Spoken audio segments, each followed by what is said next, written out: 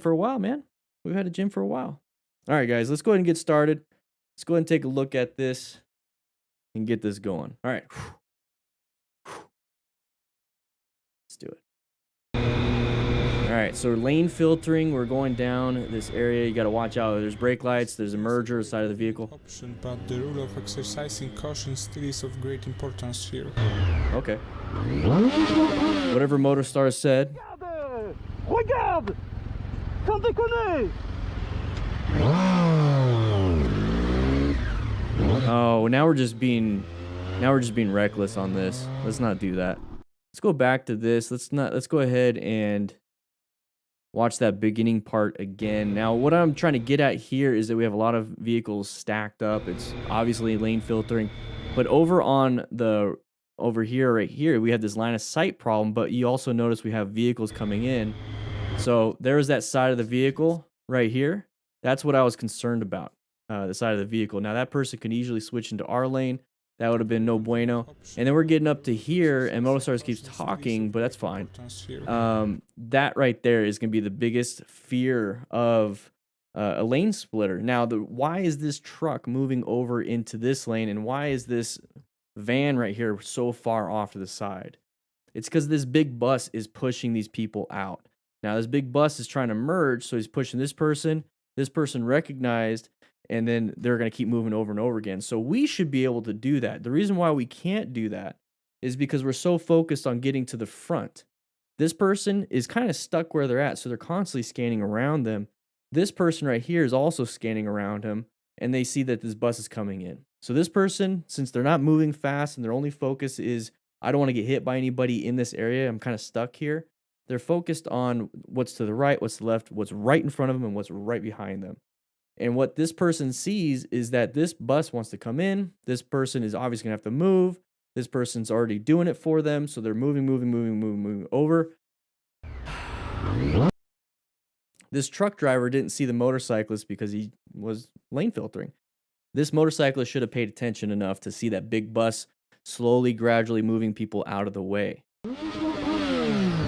To get pissed off at that is to say, you know what? I wasn't paying attention to this. I wasn't paying attention to this. I wasn't paying attention to you or that van driver. That's what that was.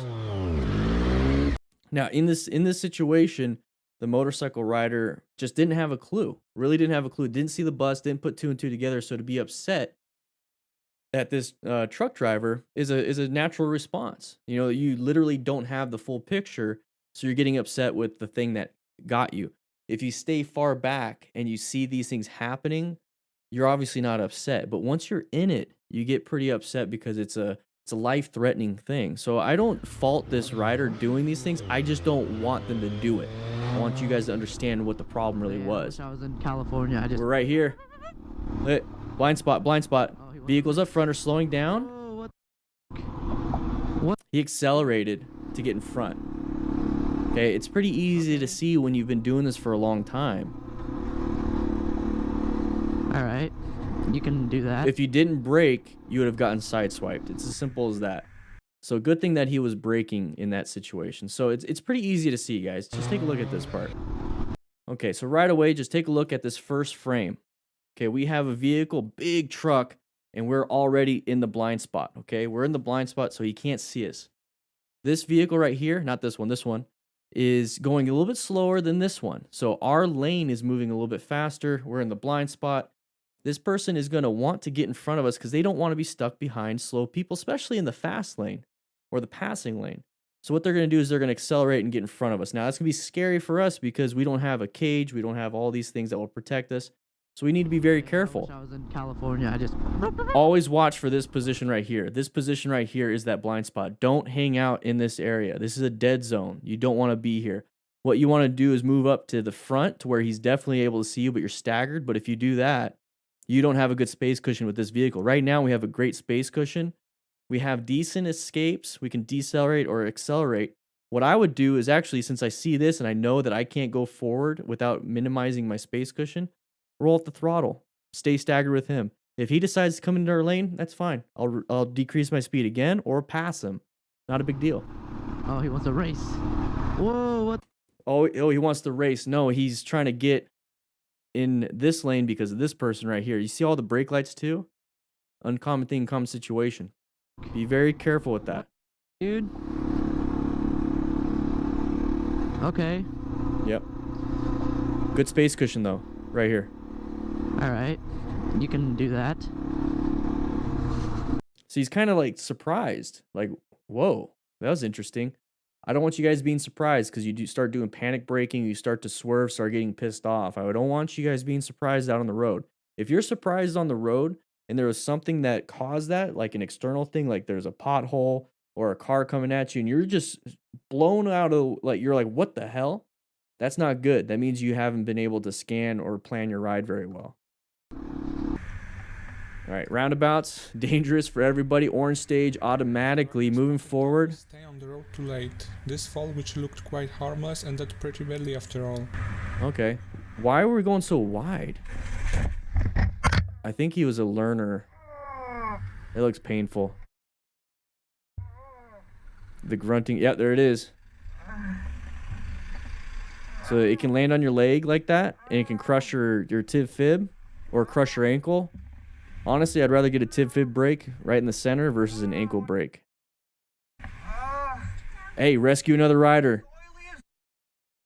Rescue another rider. All right, so he said it's like it's oily, and I think that's what this stuff is. Let's take a look at right before he fell. So what's all this? You know what I mean? Take a look at this. What's all that stuff? Is that oil? It could be oil. That discoloration in the road could be grease, oil, all that stuff. But here's what I don't understand is why he went so wide. Okay, so he's doing good head checks. He's going to get into the intersection pretty easily. We're in this lane right here. So we're already in the lane to continue moving forward. So we're moving. And he's checking here. Good. He's checking. Why aren't we staying in this lane? So this lane right here. Why aren't we here? Why did we go here? You see where the start of the discoloration starts? The start of the starts. This right here is where we should be in. I think he might have seen this right here and is like, you know what? Target fixated, going towards it now. Ended pretty badly after all. Why are we going so wide? Why did we go so wide right there? Because the direction we're going is towards this curb. I have a feeling that maybe he just went a little too wide, saw this discoloration, doesn't have the necessary skills for good counter steering, and then went into this. Because if we were going to continue on this path, look, we were going towards the curb. We weren't in a lane. Take a look at the exit. We could have stayed in that lane over there on the right, over here, instead of having to get close to this discoloration. So watch out for those roadway hazards, everybody.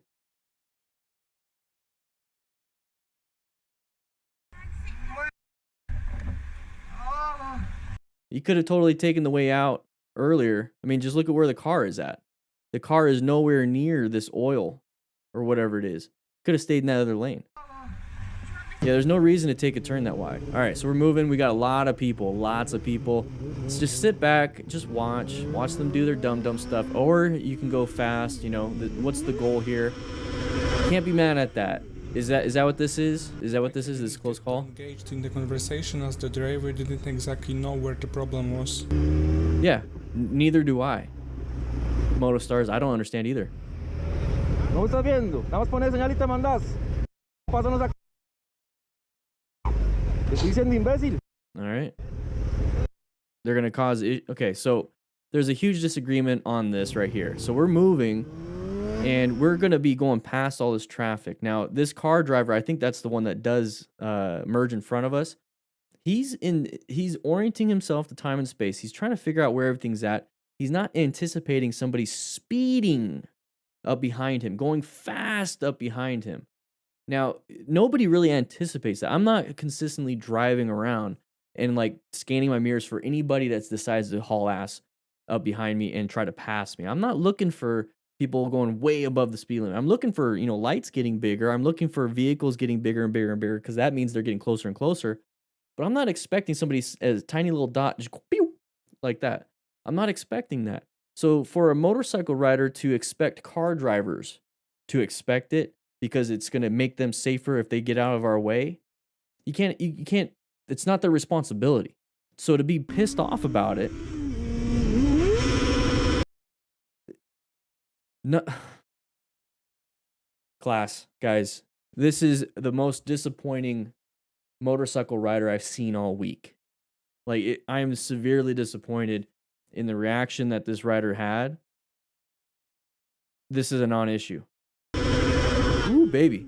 These lights not wanting to turn on earlier is going to put me in a mood, and guess what? You're going to get a different side of Dan today. Because I don't have the patience now. I don't have the patience for these drivers. Whoa, what do you say? I have no patience for these riders. Oh, this is the thumbnail right here. Oh, lost traction coming at your friend to take him out. That wasn't very nice.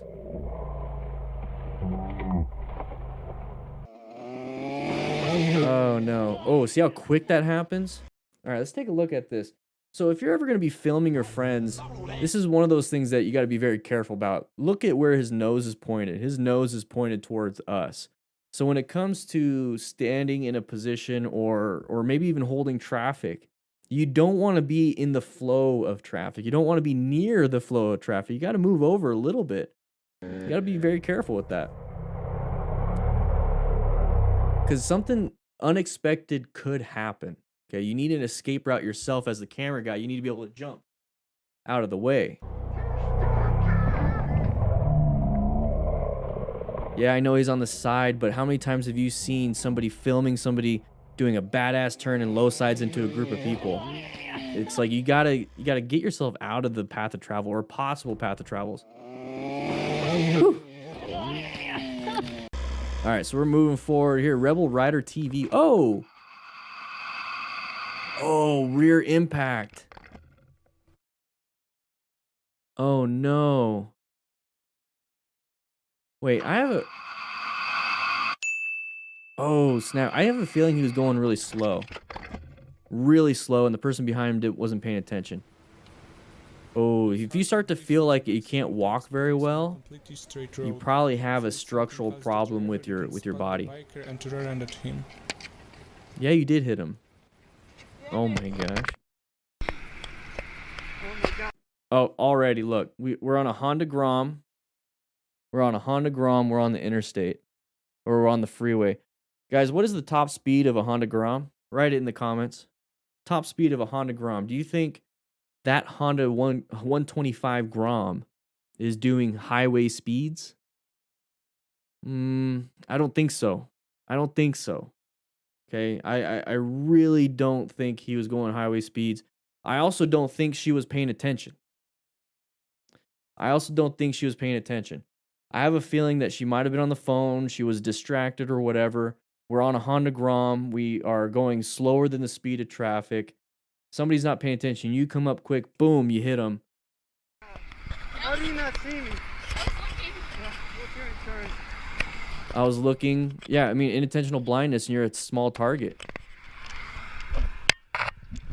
You're on a Honda Grom on the interstate or on the freeway. Look at that. I mean, who knows? Maybe the speed limit there is 55. You know, maybe he was able to do 55.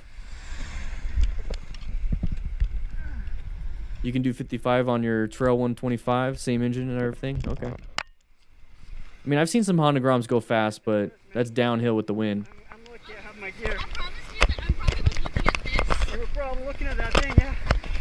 And you hit me. Oh, don't admit anything. Let your insurance take care of it.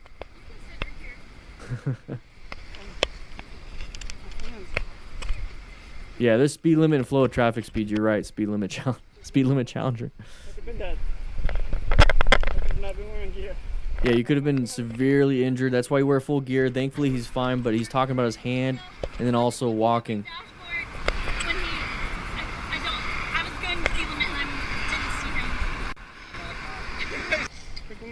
Oh. She's stressing out, man. She's stressing out. So the Honda Grom got destroyed, got totaled. I just don't think he was able to maintain good speed. It's done for. Yeah, okay, so is this a long video? Jeez. You know what? I want to see if there's Rebel Rider. Where are you at? Honda Grom rear end.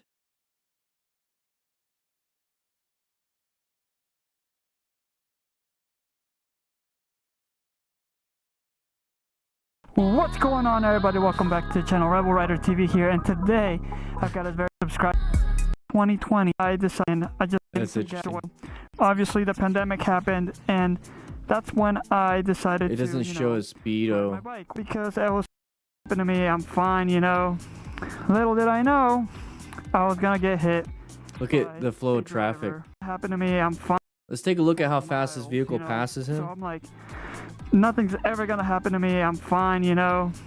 Little did That's I a know decent pace to I pass was gonna somebody. get hit by a driver on her phone. Now, because this was the pandemic, I was really smart and I started doing some research on gear. I wanted to get Good, gear. good. And Very good. that was one of the main things. You see how everyone's passing him at a high rate of speed? So I did research, and I got a bunch Look at of cool gear. You know, back protector, leather jacket, leather. Good, gloves, good, good, all the best stuff. So I Good. did that. Got a really good helmet, good. and yeah, one of the best investments I ever did in my life. Now, and that's why I get to tell this Okay, so good. He got no, he didn't get a tech error. back Yeah. best. If a motorcycle, let me tell you guys, your life, what? But you know, I had to deal with the lawyers. I will explain a little bit more on. I'm just looking for the everything I cars had to that are deal going with the fast. Look at lawyers. that. Cars are passing him Because up. the girl didn't want to give me her insurance at first, and she was, you know, being a little weird. And you know, you never want to, and Let's see how all the fast this vehicle hardships and passes.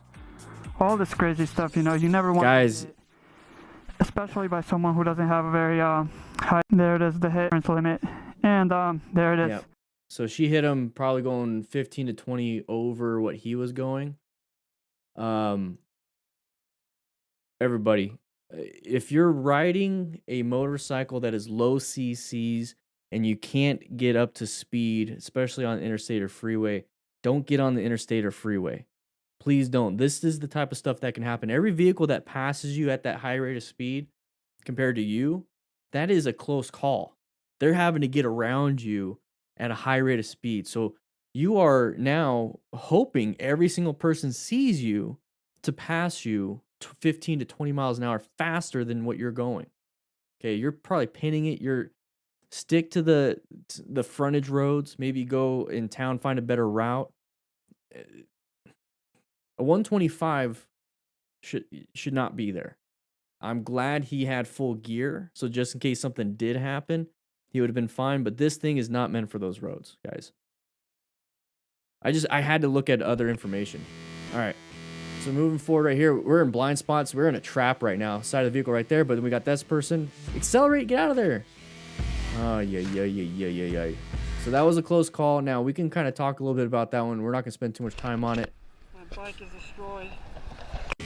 All right, so we're going to get to this position right here. Now, this right here, we have an escape path. We can go forward or backwards. We can go right or decelerate is backwards. But we're starting to get into more of a trap going on here, especially if we start hanging out right here. So we went to pass, and now we're going the same speed, kind of hanging out. We're going to get up to here to where we're now in the blind spot. So once you get from back there to the blind spot, you have to realize you're in a blind spot. So once you're getting from here, we're in yellow stage, orange stage, passing, now we're in yellow stage. So when you go into orange stage right here, get yourself out of there.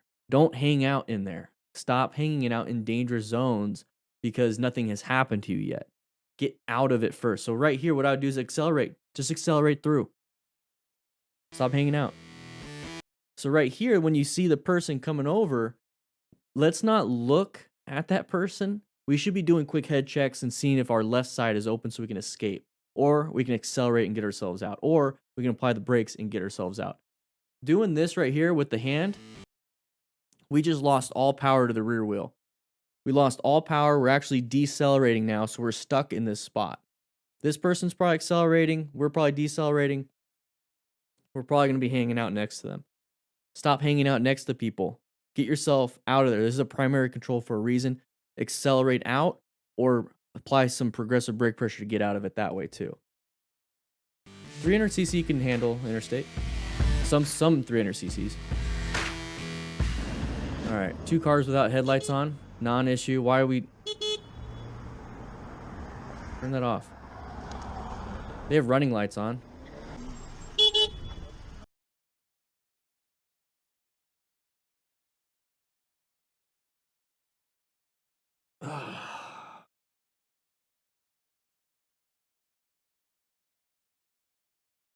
We're literally honking at people for headlights.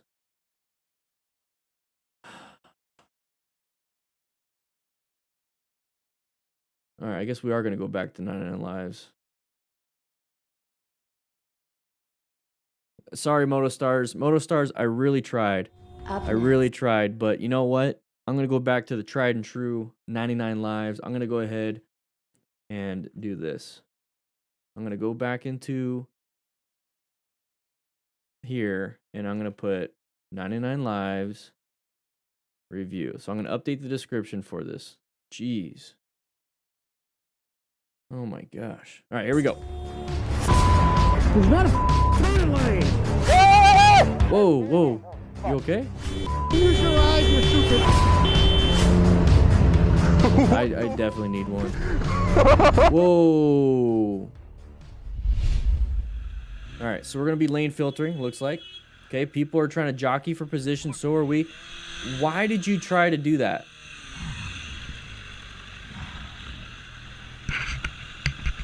Anybody else see that? Anybody else see?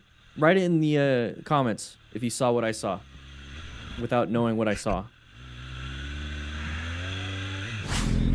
Let's take a look at that right there. Yeah, that's going to be an interesting one right there. So take a look.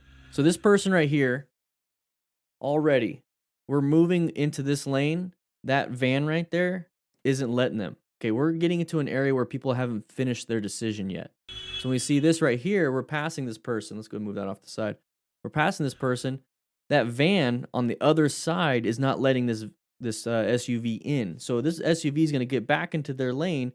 Why are we like, okay, well, they started doing that. We're going to go ahead and take the lane. Why are we doing that? Wait. We literally stopped right next to him.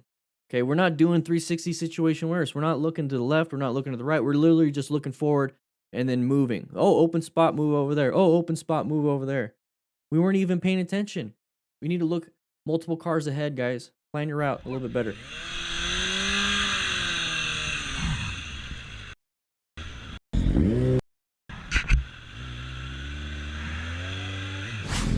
All right, so we're right turn only. We're gonna turn right. Watch out. So this happens quite a bit. This actually happens quite a bit. I've actually seen this in real life.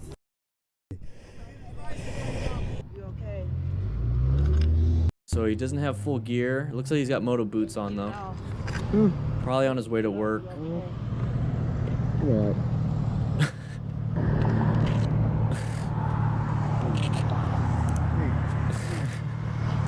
I'm sorry, guys. The mask with a cigarette in the mouth.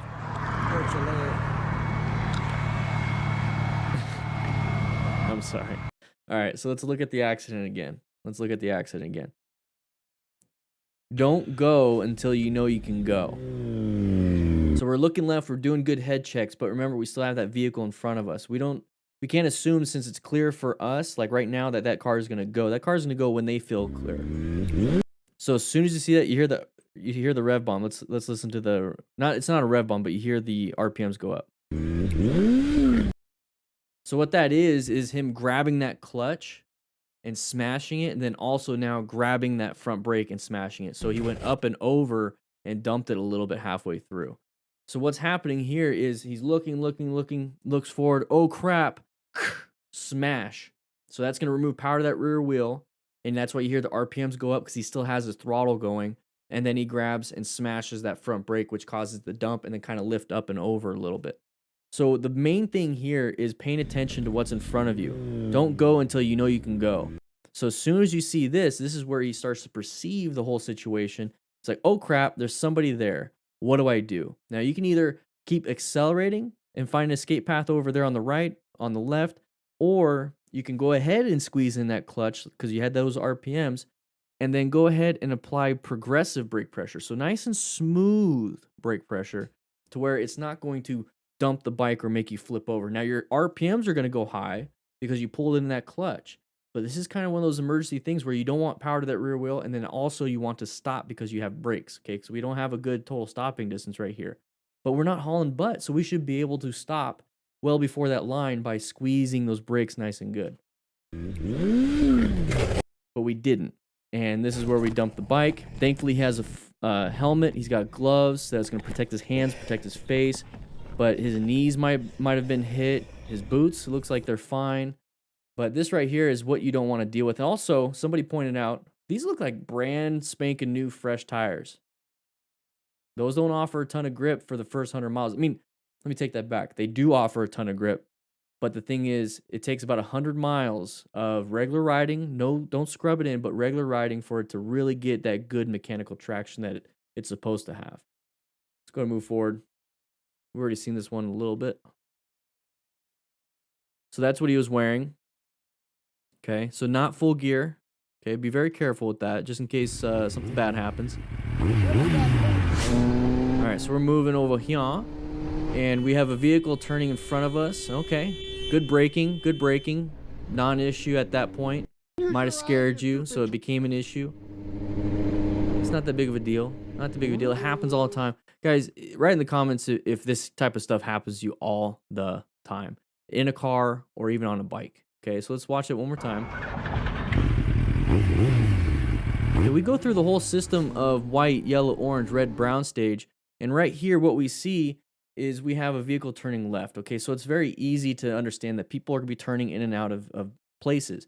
Now, we see somebody right in front of this SUV that's going to turn left in front of us. Maybe they're going slower, or maybe once this person left the area, this person's like, I like this. I like this area. That's nice. I want to stay there. It's nice and cozy. It's a little warm. So I'm going to go ahead and get in there. And for us as riders, we should be able to not be surprised with this much total stopping distance. We should be able to see what this person's doing before we start panicking, okay? But we were honking our horns. We're getting agitated. You hear the bike starting to chatter. It's because we slammed the brakes, so ABS is starting to kick in. And we're not doing what we're supposed to be doing. And then we get upset. Okay, so then we get upset. Now, why are we getting upset? Why is ABS getting kicked in? Why are we using the horn? How come we didn't see this thing in the first place? It's because we weren't paying attention, okay? We were either in white stage or we went straight to red stage thinking that's what you had to do. So whenever I teach a class or whenever I talk to somebody new, especially when they come from the car world or if they've come from learning on their own, you start to go down this learning path on your own where, you know what, I see a lot of Moto Madness and they honk the horns when somebody cuts them off. So I'm going to start going down this path of Moto Madness training. And I only say Moto Madness because that's one of the popular ones, but any like these crash compilations. I'm going to go down this path of honking the horn, rev bombing, and I start going down this other path. What I want you to start doing is going down the right path. So you're going down, okay, I see somebody coming to my lane. I have good situation awareness. Okay, fundamental skills of progressive braking. Okay, I'm glad to have full gear. Okay, this thing is not a big deal. I'm going to go ahead and maintain my composure and no ego is going to come at me. You can only get on that path if you start on that path. So you start to go like this, though, with Moto Madness and stuff. And then now, this is your new normal. This is your reality. This is what's right. So you being upset, you flipping people off, punching mirrors, that is what's right to you. It's like, what are you talking about? All cars want to kill us. All cars don't see us. People are stupid. They're always on their phones. They're always doing this. When you get down to that mindset, you start getting in this echo chamber of, oh yeah, you know, I saw it on Moto Madness, so it must be true. I saw it on here. I see it in the comments. My friends say it all the time. So it has to be true. It has to be true that, you know, this is how you do things. Is motorcycling is dangerous. Motorcycling is dangerous, but there's ways to mitigate a ton of that danger. So is freaking firefighting. Firefighting is inherently dangerous. It kills people all the time. It kills a ton of firefighters every year, at least 100 firefighters a year. Guys, there's ways to make firefighting as safe as possible for firefighters. And it's also a way to make it as safe as possible for occupants. You know, fire inspectors, fire code, building permits, all these different things help keep occupants safe. And then you have firefighters that come in when it's not, when it fails. And then they have to be safe when they go into the building that's about to collapse on them. So they have gear. When it comes to motorcycle riding, it's not safe if you don't make it safe. If you choose to just hop on the road and you're starting to ride like it's nothing, and you're like, I don't care, and you'll get into a crash, you'll get severely hurt. And if you follow the training from your friends or from, I'm gonna say Moto Madness again, but it could be anything. This is 99 Lives right here. You could be following this training, these video trainings, and realize this is what I have to do. I have to flip people off. I have to get agitated. I have to get pissed. I'm tired of it. I'm so tired of it. I want everyone to understand, yes, it's dangerous, but with proper training, with your ego aside, you can handle these situations and it won't be negative. This is a non-issue. Take a look at this. Non-issue. This happens all the time. Take a look at right here, right where my hand is. See right here, this is the fairing. When you apply front brake pressure or apply any deceleration, you start to nose in, okay? So that weight goes to the front tire. So watch this front end disappear, but then right on the bottom, you're gonna see it go like this. That's ABS kicking it.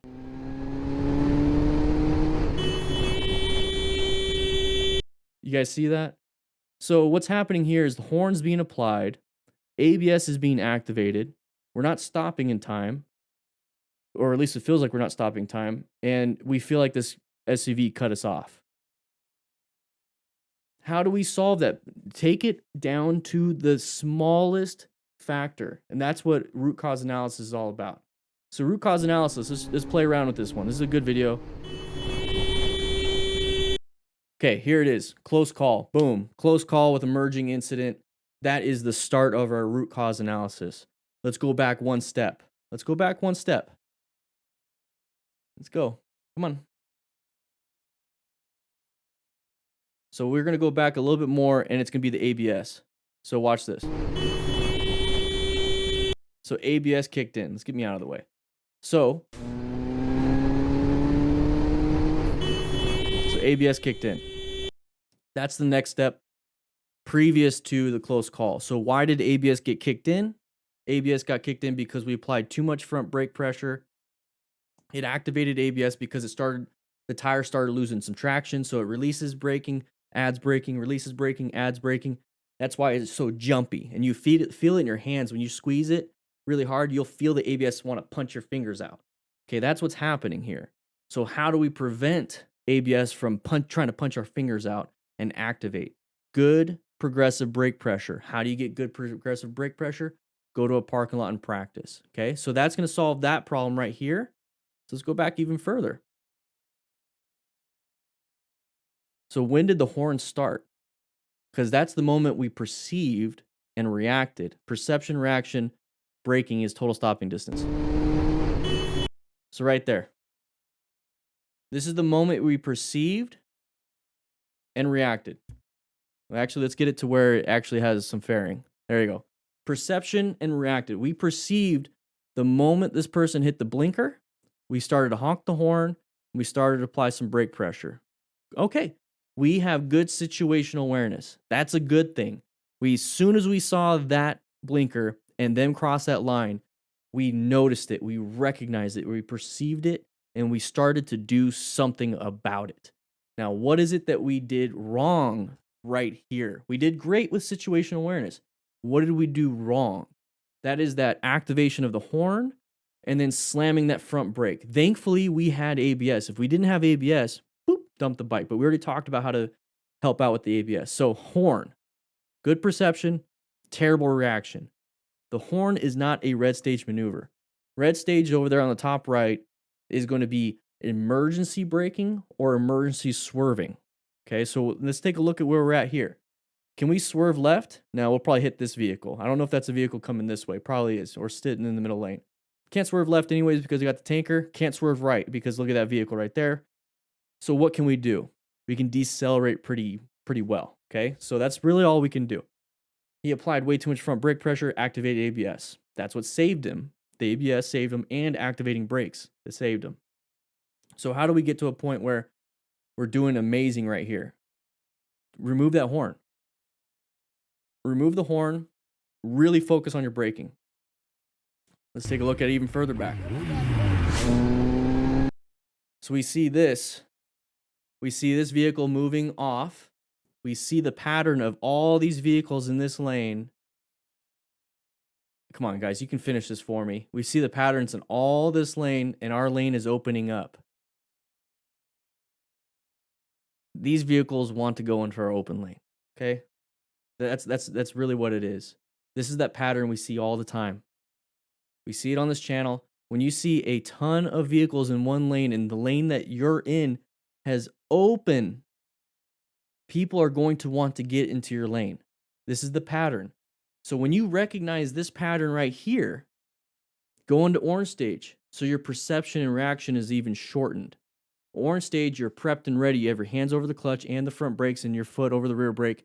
And you're kind of paranoid finding something that might happen to you. So we're going to go ahead and squeeze that brake pressure if we need to. But right here, we're prepped and ready. We might move over here a little bit to give ourselves a better space cushion. Okay, so we went through the whole root cause analysis of right at the end, right here, getting pissed off. ABS kicked in. Okay, we got cut off. ABS kicked in because we slammed it too much. Back a little bit further, we were using our horn in a red stage maneuver and slamming the brakes, but we had good situational awareness. Now, if we go even further, so this is where it started with the situational awareness. If we go back even further, how can we prevent this in the first place? Recognizing this pattern. That right there is the whole root cause analysis. I just gave you, guys, a huge insight of what I think about when I see this video and any video. I constantly do that. So that's why I like to watch it first and then I go back. But right here is when we should start to understand there's a possibility of a problem. All these vehicles lined up on the right. Our lane is wide open. If I were them, I would want to move into that lane. So situational awareness will prevent a lot of these things. Now I don't have to do that for the rest of the videos. All right, guys? Oh, that's not nice. Thanks for bleeping it out, 99 Lives. And now it's the after part where you're agitated. It's like, guys, I don't want you to be agitated because now you have this nasty feeling of I hate drivers. So that now the next time somebody does something tiny, you're going to act like this too. All right, so 40 miles an hour, doing pretty good. Sun in our eyes. That person should not have done that. What the f is that, dude? He's probably going the speed limit. 40 is probably the speed limit. What are we doing, man? What the f was that? Leave it alone. I would just leave it alone. You know how easy it is to pop it in reverse and just run your ass over? See this right? Where'd this guy come from? What the f? Oh, that is reckless beyond reckless driving. Just leave him alone. God, dude, this bro is Just leave him alone after that. If he's wanting to do that, he can hit you. All right, moving on. Complete road rage. You see how he's laughing about it now? He wasn't laughing back here, right? He wasn't laughing at this. He was trying to agitate him. What was that? He's trying to get this person to recognize who this person is, you know, the rider is. And he's like, you know, what are you doing? Agitation, escalating the situation. And then it's all fun and games because typically this is as far as it goes. But then you see somebody do this and it's like, oh, they could easily have ran over a kid. Is what this person in the van, or not the van, in the Cherokee or whatever, is this person right here trying to show you what they can do? Like what you did was rev bomb and yell. Look what I could do. And that's the thing, is they'll hit you. They don't care. If they just did that, they don't care. Get over it. And now he's finding it funny. Oh my god, Right? dude, this bro is psycho. So let's follow them. It's not worth it. Not worth it. Oh my god. All right, moving forward a little bit here. Side of the vehicle, non-issue. Right in front of the non-issue, dude. They don't care. Dude, they don't care. So take a look at this. Oh my god. All right, so there's that side of the vehicle. I don't care about the rest because they're just yelling at each other. Side of the vehicle, prepped and ready, orange stage. It's an obvious intersection. Get ready for braking. Get ready for emergency swerving, whatever it is you need to do. Right here is that perception. Now we're reacting with our horn. Look how far we have. Now everyone's gonna be like, well, it's in super view, bro. It's in super view.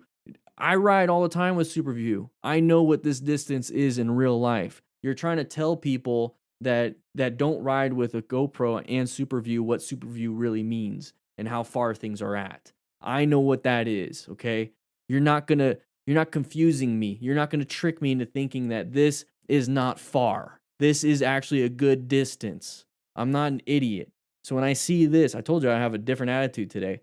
When I see this, I see a side of the vehicle that I know I can progressively brake just a little bit for. And they're gonna get out of our way. And then once they pick up speed, it's easy for me to pick up speed. Might not be easy for this person on a scooter, but I can do it myself. You should have been braking instead of honking the horn. You should have modulated your speed to match this speed because that person's going to do it anyways. Now, if they didn't get into our lane and they just kind of stood there because you applied the horn or for whatever reason, and they just kind of stood, let's go back just a little bit more. If they stood right here, it's not an issue. You can just swerve out of the way. Just swerve out of the way. What's the point of that? What do you want them to do? Seriously, you know how many times I've seen stupid stuff while hanging out with the crew on a fire scene or a police scene? They don't care. They don't care. Somebody just pulled out in front of you. Nobody got hurt. They're not there to pull people over because you're pissed off. Nobody got hurt. Nobody violated anything. Handle it between yourselves. And if you guys escalate it, yeah, we'll take care of it.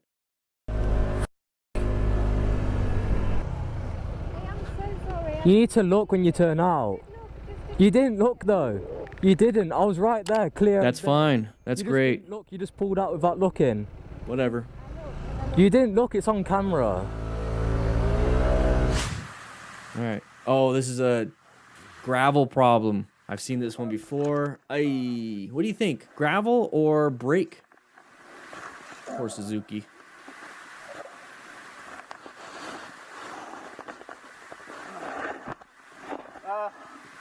Yeah, I need to lift my motorcycle. Learn how to lift up your bike so you don't need help, because that right there, that person's fingers are going to get pinched.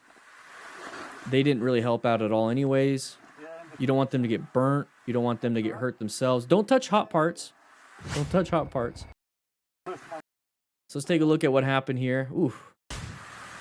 So we're going to have to do tight turns from a stop. Guys, this is right here where you need to be practicing your parking lot practice, even though it's in the parking lot. It makes sense, huh? So practice in a parking lot. Do your tight turns. Do your figure eights. Do your U-turns. Do some fun things that we have on Motorcycle Training Concepts. You're going to enjoy it, and you're going to get some good practice. We're going to be adding more in 2021. We're planning it all right now. So anyways, we're going to be moving forward right here. He's going to do a nice wide turn. Now, you want to look where you want to go. So the camera really should be centered on his buddy. So you should literally be, you're riding. We're going to turn, right? You want to turn your head all the way. I want your chin on your shoulder. I want you to look and get into it. Okay, I want you to actually turn your head. His head's not turned. Now we're starting to, but where are we going? Take a look at where we're going. If he makes this turn, he's going to go right into that white vehicle if he just did a 90-degree turn. So now he's going to have to do like this 180 and then kind of come around. We didn't set ourselves up, so make sure you pay attention to that. And then also watch out for any of this stuff. That's going to be oil from the cars. We have gravel right here, especially when people are coming through here, right?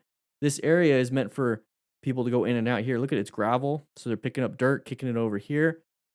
You have to start paying attention to where your tires are going. So we lost traction on the front tire, whether it was slamming the brakes, which I don't think it was slamming the brakes. I think it was loss of traction because of gravel, okay? So very careful with that. Low speeds, gravel can really mess you up. The bike doesn't want to stay upright at low speeds. It wants to kind of tip over which way. At higher speeds, anything over 15, 20, the gyroscopic forces are going to keep the bike moving and stabilized. Very careful with this. You see how he hit his shoulder first? Take a look at. Come on. So he's going to put his hand out, putting hand out. So you're going to hit the hand possibly first. That's why you have gloves. Okay. So hand's going there, but it's going to start to roll. Oh, geez, that was quick. Look, a couple frames. And then right shoulder. That's why you have gear, guys. Hit his head. Check your body first. Now, I don't want anybody helping me out when it comes to picking up the bike. I should be able to pick it up on my own. But if they're going to help out, I'm going to start directing people and be like, hey, don't put your hands there. Go ahead and grab this. On 3, we're going to lift up. And what I would have them do is hold the handlebars because that's going to be the thing that's not going to be hurt or not hurt. That's the thing that's not going to be hot. And I'll be grabbing something else and we'll lift up that way. Put your side stand down. Make sure you're either in gear and the bike's off. That way it doesn't roll forward or backwards. Side stand's on the other side. So if it does tip over to the other side now, it's going to be caught by the side stand. There's a whole way of doing it. So he's got the side stand up. That's good. So when he lifts it up, it's going to land on the side stand, not just fall on the other side. Very careful. Very careful. That's all right. Yeah. I wonder if he kicked out the kickstand, which killed the engine. He could have, Scooby. Never know. Never know. Oh. Yeah. Oh, trip and fall. So this right here, if you have medical training to rescue a rider, this is not a rider. Oh, he looks drunk. Or a brain injury. You don't have to rescue riders. You can rescue anybody with any type of traumatic training or traumatic injuries. Oh. Hey, no, come on. One sec, I need to do an assessment right now. You got any medical conditions, sir? Can you get to your knees? He's got medical look at his arm. So he's got bandage, so... No, come on. Okay, go slow. Put your leg out. Put your leg out. His hair looks wet. Can you stand What up? do you think, Scarlett, are you here? Yeah, call 911. No, you're not okay. His hair is wet, so he's probably diaphoretic. Okay, turn around. So Sit possibly diabetes, probably low blood sugar. Go ahead and sit down. Okay. People that have low blood sugar, they sweat. Literally like they're just got out of the shower. This guy knows what he's doing. He's got BDUs and everything. No, you're gonna have to stay here, sir. Okay, please let me go. Sir, you can't. You can't walk, All sir. right? I can't. You cannot walk.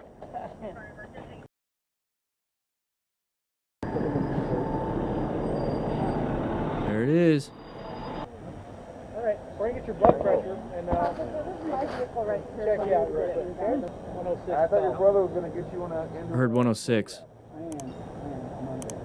Clear your house out. You remember me? He's a frequent flyer. That was a frequent flyer.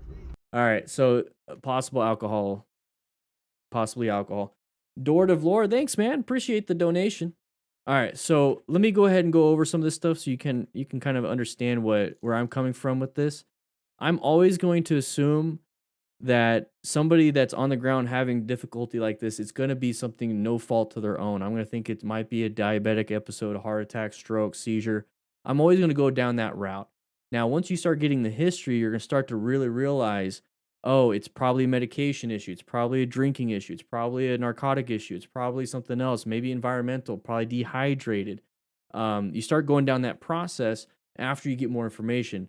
I don't like to assume too much because then it can kind of trap you, but I always give people the benefit of the doubt. I don't like telling people that there's going to be, you know, it's always alcohol. It's not usually it, but that right there looks like it's a diabetic issue, possibly seizure, stroke that happened right there. If he stayed there, probably heart attack. Just boop, dropped right there, heart attack, or a sniper shot in the corner over there on the grassy knoll. But the thing is, it kind of looked like diabetes to me because he's a little out of it. He can't stand up, loss of control. This is what I like about this rider. He stopped to help, and so does she. That's very, very nice. So right here, though, when any drunk, like really, and I say drunk in the most nice way, an alcoholic or somebody that is highly intoxicated, there we go, highly intoxicated or has diabetes with low blood sugar, that is a terrible position because guess what? They're probably going to fall down. You okay, sir? Leaning forward, leaning forward. That's why I don't let people with traumatic brain injuries, typically from a trauma incident, like a motorcycle crash, stand up. This right here, let's go ahead and play around with this. Let's make this a motorcycle rider. Okay, this motorcycle rider just crashed. Let's remove the alcohol. I'll explain a lot of that stuff later. Motorcycle rider just crashed, wants to get up and wants to go. That's where we're going with this. Okay, so your buddy just crashed. He's trying to get up. He's trying to get back to his bike. Is my bike okay? Is my bike okay? And he starts doing this. That right there is why I don't let them stand up. Because now he could have a fractured wrist, a fractured arm, instead of just the traumatic brain injury. Hey, no, come on. I'm okay. What's wrong? You got any medical conditions, sir? Did you get to your knees? I'm good. So they're going to keep telling you they're good, I'm good, even with the brain injury. Don't accept that. You just saw this dude fall down. He's not good. No, come on. Okay, go slow. Put your leg out. Put your leg out. If you're having to do this with a buddy that just got into a crash, you're like, hey, put your leg up. Hey, I'm going to help you walk and stand. Should they get on the motorcycle? No. At this point, if you see anything like this, I mean, it's pretty obvious, right? But you'd be surprised. A lot of friends don't want to tell their friend or family member what to do. So they'll let them just get on the bike or they'll let them get behind a car. It's like, I don't want to tell them no. I don't want to piss them off. It doesn't matter. If this person got into a car or on a motorcycle, they can kill themselves or kill somebody else. At the end of the day, you're trying to save somebody else's life, not just theirs. And you probably are saving their life if you don't let them get back on the bike. Can you stand up? Yeah. No, you're not okay. Call 911. Call 3 times. Yeah, call 911. So he just told her, call 911. And that's what you should do. You're helping him. You're in the situation. You're doing what you need to do. Hey, call 911. We're going to sit right here. Look at the signs. You know, we're on the corner of 1st and 3rd. No, you're not okay. You're sitting on, down sir. and you're waiting. Okay, turn around. So what I was mentioning about his hair Go ahead and sit down. is somebody with, and it's probably just combed and thin and everything, but somebody that has diabetes, that is going into a diabetic coma or they have really low blood sugar. They're basically the body shunts all the blood from the skin to the core. And what's happening there is now your skin can't regulate the sweat glands. So you're literally just dumping all the sweat you have. And it's literally, like I keep saying literally, because it is. It's literally like getting out of a shower without a towel. Like you're soaked and slippery. It's just crazy. And they don't recognize it, but you do. So that's one sign and symptom that we look for. It's not always the case, but it happens a lot. Yeah. So I feel like this person can take command pretty well, and that's really what it is, incident command system out here with firefighting and EMS. I think he can take command pretty well because he's in the military, so he's level-headed and he's separating himself from the situation. That's what I really want you guys to do when it comes to helping out a friend or somebody else out on the road, is that don't think to yourself, oh, this is my best bud. No, you need to think, hey, he's hurt. We're not friends right now. I'm taking care of you. Detach yourself from that situation. Go through the process of what you need to do. Make sure they don't get back on the bike. Check for bleeding. Check for airway. Check for all those things. You know, make sure that what's happening doesn't get worse. And if you sit there and you're like, this is my friend, this is my friend, this is my friend, this is my friend, you're never gonna help them. You're in it. You didn't detach anything. You're not paying attention to what's needed. You're paying attention to what you don't want to happen. Yeah, I need an ambulance. Fire truck. You're bleeding, sir. I'm okay. No, you're gonna have to stay here, sir. Okay. So typically alcoholics or even anybody with a confusion, I keep saying alcoholics, anybody that's highly intoxicated or that has this confusion, they're going to say, no, I can go, let me go, I can go. And that's where typically people are going to be like, oh, okay, go ahead and go. I don't want to kidnap you. I don't want to do anything. typical Good Samaritan laws will help you out here.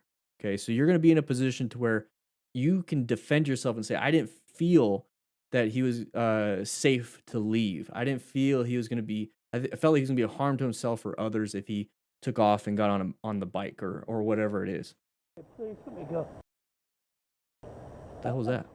Sir, you can't. You can't walk, All sir. right? I can't. You cannot walk.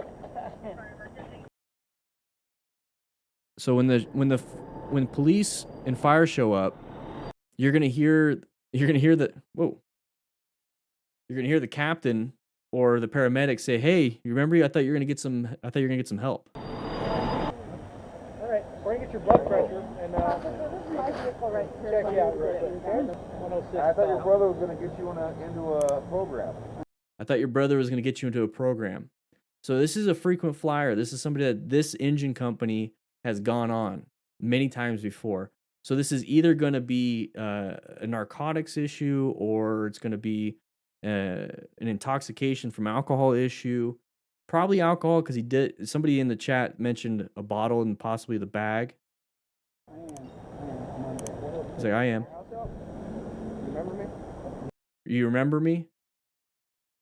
We've gone on many of the same people over and over and over again. You have to realize that this is probably the C crew. Let's say there's C crew, so there's A, B, and C crew.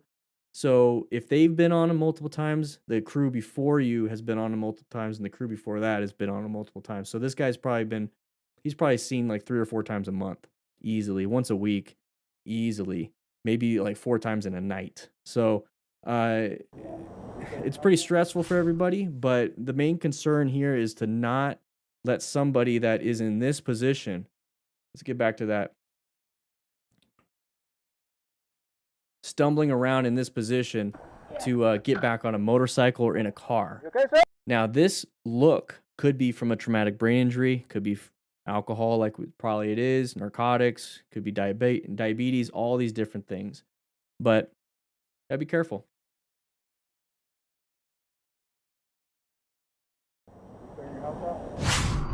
All right, so moving forward on this one, good positioning for him. Oh, high risk, no reward on that thing. And there it is. I think it's pretty easy to know what happened there, guys. Don't do that. High risk, no reward. And another thing is you're probably slinging up rubber on, like hot rubber on this guy's car, and I'd be pissed if it was my car.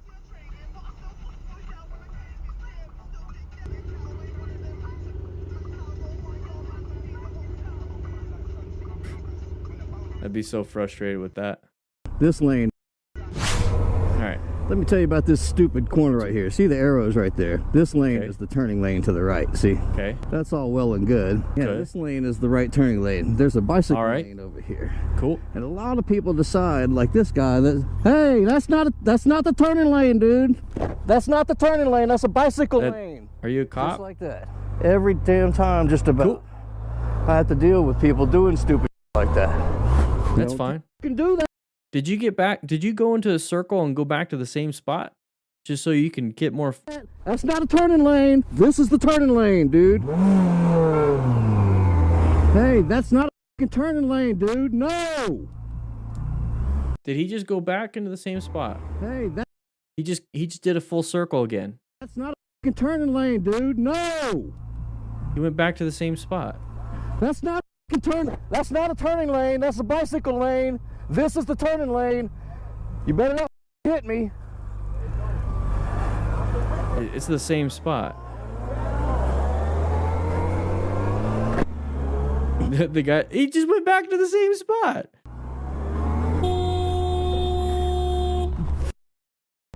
It's not a turning lane. But why do you, if you keep going back to the same spot, probably in the same day, it looks like the same day, and you're wondering why, don't agitate yourself on purpose. Hopefully one day they'll fucking figure out that they need to change the way that intersection is designed to make that actually a turning lane. Go ahead and call them up. All right, so we're getting up to here. Whoa, you would not win that one. You would have not win that one. Oh my gosh. Desse jeito, mano. Não, beleza. Oh, toma cuidado, velho. Oof. It's designed to make that actually a turning lane. All right, so from what I understand, like I got some good feedback from you guys last time when I was like, "What the heck is this thing all about?" So supposedly,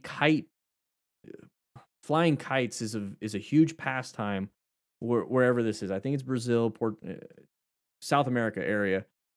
Flying a kite is easy to do, it's cheap to do, and it's a lot of fun. And then you start getting into kite wars where you have two kites, and then what they do is they'll have string, obviously, to the kite, but then they put like glass in it. So when they're having these kite wars, they want to like cross it, cut it, ruin your kite.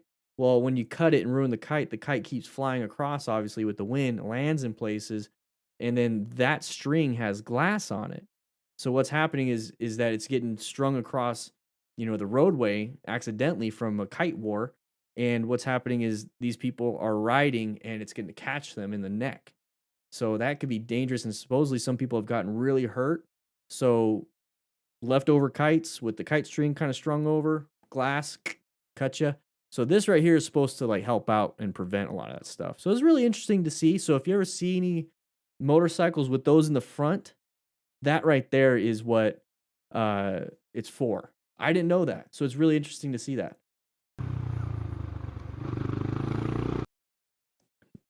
Green doesn't mean go. So you got to pay attention, okay? So right here, when we're looking forward, we're looking straight ahead. Like, man, it's wide open. Look at these fools. I'm going to go ahead and just gun it. Woo! So right here, they're going to go. But what you're not doing is paying attention to the left turner right here. Okay, that's the dangerous part.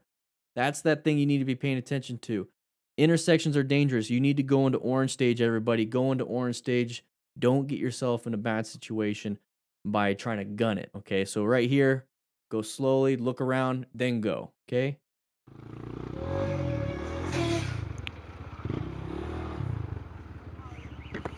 Because look at, you try to gun it, and now you're not going anywhere.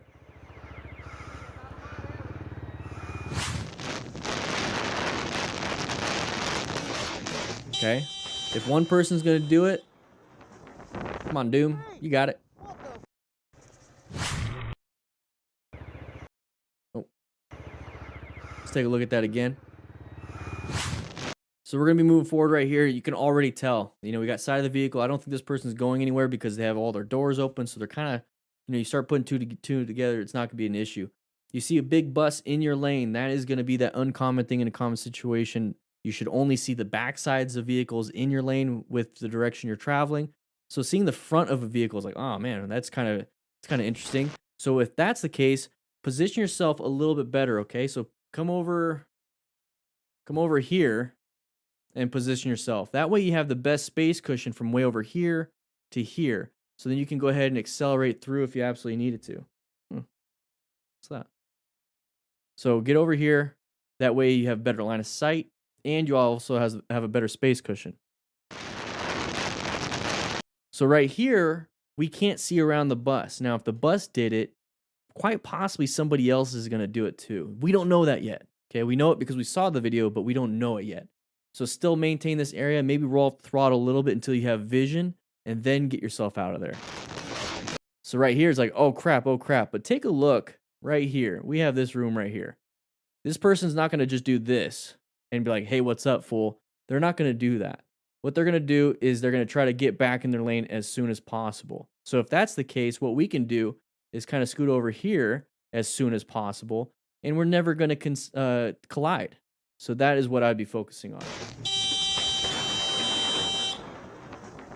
You can honk the horn if you want, not an issue. All right, watch out. Yeah, watch out for diesel spills. So watch out for anything on the road. Whew. Let's take a look at that one again. Let's go back a little bit.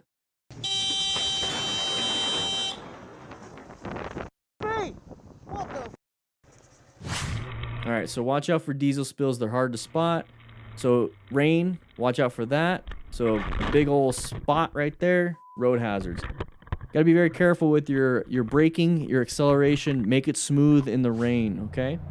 So moving forward right here. Oh, let's go back a little bit. I keep pausing. Sorry, guys. Let's watch it. All right, so we have this big bus going to mess up our line of sight, trying to pass everybody. Oh, we got a lot of pedestrians. Whoa. What's your problem? Is that a you got punched in the face? So gotta watch out for people like that. Gotta watch out for them. Now it looks like she's already trying to get him moving and get him going. Possibly fell, maybe drunk. I don't know. She's trying to get him out of there. She's like, you know, you're embarrassing me at the bar. Come on, man. Just move on. All right, so watch out. We're getting way too close. Are we splitting people? Didn't realize that was gonna happen. Oh, it's his fault. Okay.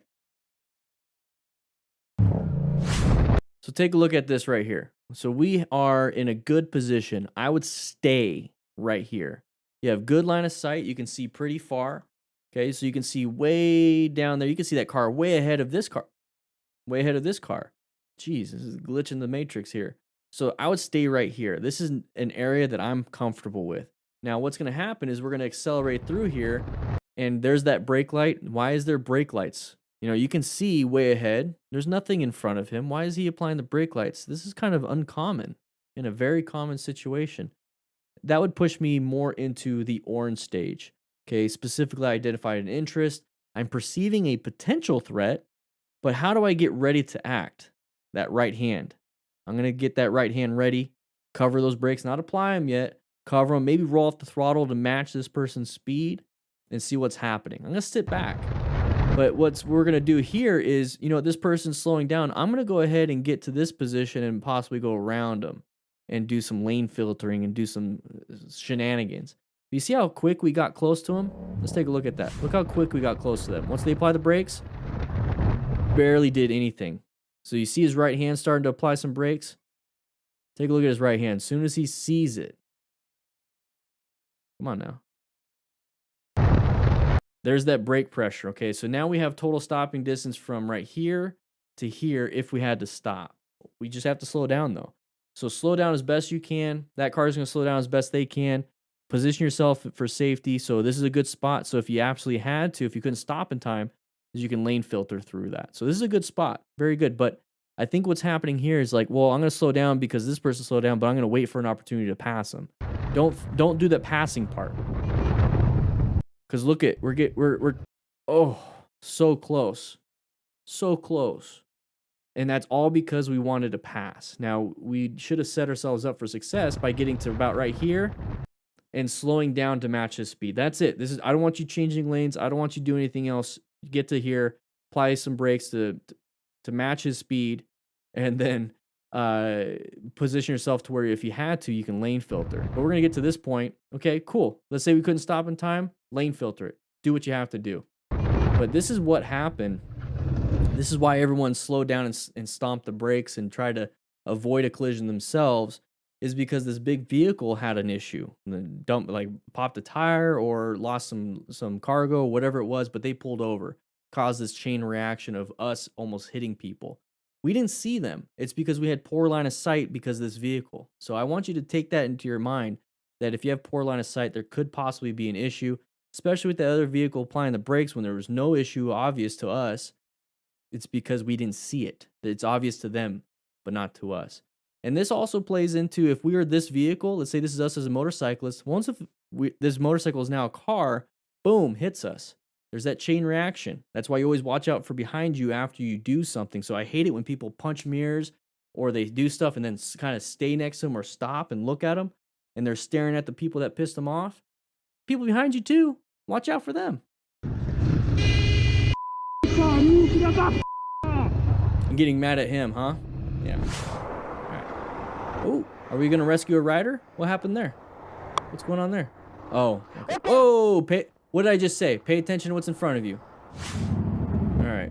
So moving left turn. Watch out. You saw him. You saw him. Just wait, dude. You don't have to be a turd. You don't have to be a turd about it. You saw him ahead of time. All right. So you're catching up. What are you going to do here? Was it worth it? He was on a bicycle. Dude, you should know better. You should know better. I don't know what that is, but it looks like there's something hanging off. Oh, it grabbed him. Okay, it looked like a string looped around. Same principles apply to a bicyclist like him or a motorcyclist. Just because you can doesn't mean you should. You never know. You're cutting it close right here. As a motorcyclist or a bicyclist, you're cutting it very close. And then this is what could happen. Let's see if I can fix this thing.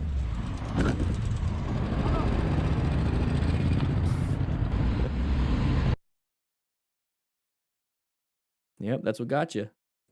Probably wrapped around his foot. And he's got clip-ins, so couldn't do anything about it. Alright, green doesn't always mean go. Ooh, man. Look left, look right, look left again, guys. Prodigal, I don't know. Look at the panic in his feet. You're not even doing any type of red stage maneuver, and it's because they got you. So in that situation, accelerate out. Just accelerate out. Drafting does save gas, Rainen. Alright, so same area. Careful, those potholes in the middle of a turn can really mess you up. Ooh, found the escape, though. Trocou de faixa, velho. This is why having a set of rules and how to ride on the road is side of the vehicle. Non-issue. You know that they're not going to catch up to you in speed. All right, let's take a look at that. Well, this one right here, this is why you don't just try to get from point A to point B as quick as possible. That kind of stuff happens. Hello. So right here, what we're going to start to see is we have that side of the vehicle. Okay, boom, right there, side of the vehicle. You know their possibility of wanting to come out and get in front of us. You know that... Come on, guys. Orange stage. You guys should know this by now. Please, please, please. So orange stage, prepped and ready. Now they're definitely going. They're going out. Okay? So we need to roll off the throttle because they're already doing it. Already doing it. It's not going to change the fact that they're doing it. And we know that once they get into our lane, it takes a little bit to get up to speed. That is the flow of traffic or even the speed limit. Maybe not for us because we're on motorcycles, but definitely a little schmeat car like this. So he's going to turn into our lane. We know that they're going to have to catch up to the speed. So we should slow down our speed to match their speed so we don't rear end them. Because this is what's happening. We're not modulating our speed at all. And look how close we got to them. Now we're going to do something. What happens right now if something bad happened? Let's say they slam the brakes. Do you have enough distance? Do you have enough time to do anything? Where's your escape path? Are you going to swerve to the curb? Swerve off-road? What are you going to do? All you can do is decelerate, maybe lane filter. But don't expect people to get up to your speed right away. Modulate your speed. Start it back there. You have more options back there. Don't get this close. You had to lane filter anyways. Alright, good space cushion. You see that guy coming. No, you should have just accelerated through. Accelerated or decelerated. Get yourself out of there. I get it. It's a double yellow. Or double white. They're not supposed to cross that. I get that. I get that. But they do. They do. Alright, so you see the indicator. You know that they're going to do it, dude. You know that they're going to do it. Everyone does it. They're not supposed to. And then when they get caught, they do get tickets. But you're not the cops. There's not always a ton of cops. You need to understand that people are going to do it anyways. What I like about this is that he's in a great position. We're right here. We don't have good escape paths to the left. That's fine, though, because we're so far away from that possible hazard that will come out and get us. This wall is never going to come out and grab you. These people are going to come out and hit you. So this is a good space cushion. Not very good escape route, so it's very dangerous. So you can only accelerate forward, backwards, or to the right. But if this person comes in from your right, you can only go forward or backwards, okay? So it looks like he went into the middle position to maybe show that this is my lane. It doesn't matter. I don't want you guys fighting for your lane. I want you to defend it by kind of presenting yourself okay. I don't want you fighting for it. If somebody's going to try to take it, let them. All we're doing is bluffing, really, at this point. You're not going to be able to stop this vehicle from getting into your lane. So we see this right here. We're going to rev bomb. So what I want you to do instead is I want you to accelerate out or decelerate and go back down. Okay, so right now we're in a blind spot. We have to travel all the way past here. And now we got to get it to here just to get out of the harm's way. But now we're having this problem and possibility of this problem. What I would rather do is, instead of having to travel all the way up to here by accelerating, I'm going to go ahead and gently apply some front and rear brake pressure, just a little bit, literally like 10%. This person's not going to slow down anyways, and they're just going to come into the lane. End of story. That's what I would have done. That's it. That's all I would have done. Yes, I know they're not supposed to cross that. They're not. All right. It's filmed with a potato. Side of the vehicle, non-issue. Wibbles. Non-issue. All right, moving over here. We have a lot of vehicles passing. Oh, other motorcycle riders are douchebags. Interesting. I thought only cagers were like that. Yeah. All right, red light. Green light. Just kidding. Oh, he fell for it. Oops. It could easily happen to you. 360 situational awareness. I can't believe that worked out pretty well. All right, so 99 lives. Thank you once again for an amazing, amazing video. Really, truly appreciate it. Let's go ahead and go into, we don't have homework really. Do we have homework? Matt, do we have homework? It's in the description. All right, cool. I guess we have homework. So let's go ahead and take a look at the homework. This is for tomorrow's class. Let's go over here. Let's go here. Let's go there. Up next. It's literally what we just watched, Matt. Well, guess what, everybody? We do not have homework. Do not have homework. Totally failed on that one. Let's go to the office real quick and have a good time. All right, let's go and do some Q&A. I guess we don't have homework. Oh, let me go and get my fancy chair. Those of you that are rookies, you can go ahead and sit up front. If you are a mod, which I see quite a bit, Scarlet, Rainin, Speed Limit, you guys can fight over those chairs right there. Everyone else can crisscross applesauce up front. All right, guys, we're going to go ahead and we're going to have a nice, easy Q&A. We're going to go ahead and calm ourselves down. I'll find us new homework. I'll find us some new homework. Wait, Matt's here. Motos with Matt, how you doing? How you doing, man? How you doing, man? All right, so we're going to have a nice, easy, chitty chat. Let's go ahead and stop the recording right there. We don't need that. All right. What is the process to become a rider coach? Before we jump into it, I'm going to get to you, Dinah. Before we jump into it, guys, when you ask these questions, if it's a question that I feel like I can really get into, and I feel like all the questions are good, but what I'm trying to get at is that the really good ones, I put on this second channel, the clips and highlights channel. So what I do on that channel is I do individual cuts of the crashes. So I don't do like 15 of them like I do on this main channel. That one crash, that one close call, that one question goes up there. So it's its own single thing. So if it's a good question, if it's a question that you know, really gets a good answer, it's going to go up on there. So this is a great question. I feel like my mouth isn't matching the audio. Noah, can you touch my helmet, please? Yeah, go ahead. Just the tippity tap on the top. You don't get to play around with it. You don't get to play around with it. Just touch the top. All right. So Dan, all right, let's do that again. Dan, what was the process to become a rider coach?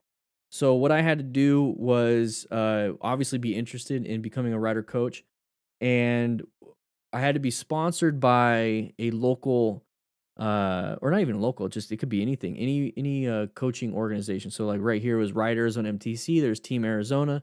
There's a bunch of different areas, and they held a MSF rider coach class up in Phoenix, and it's about a 7-day thing, 5 to 7 day thing, maybe 9 days depending where you're at.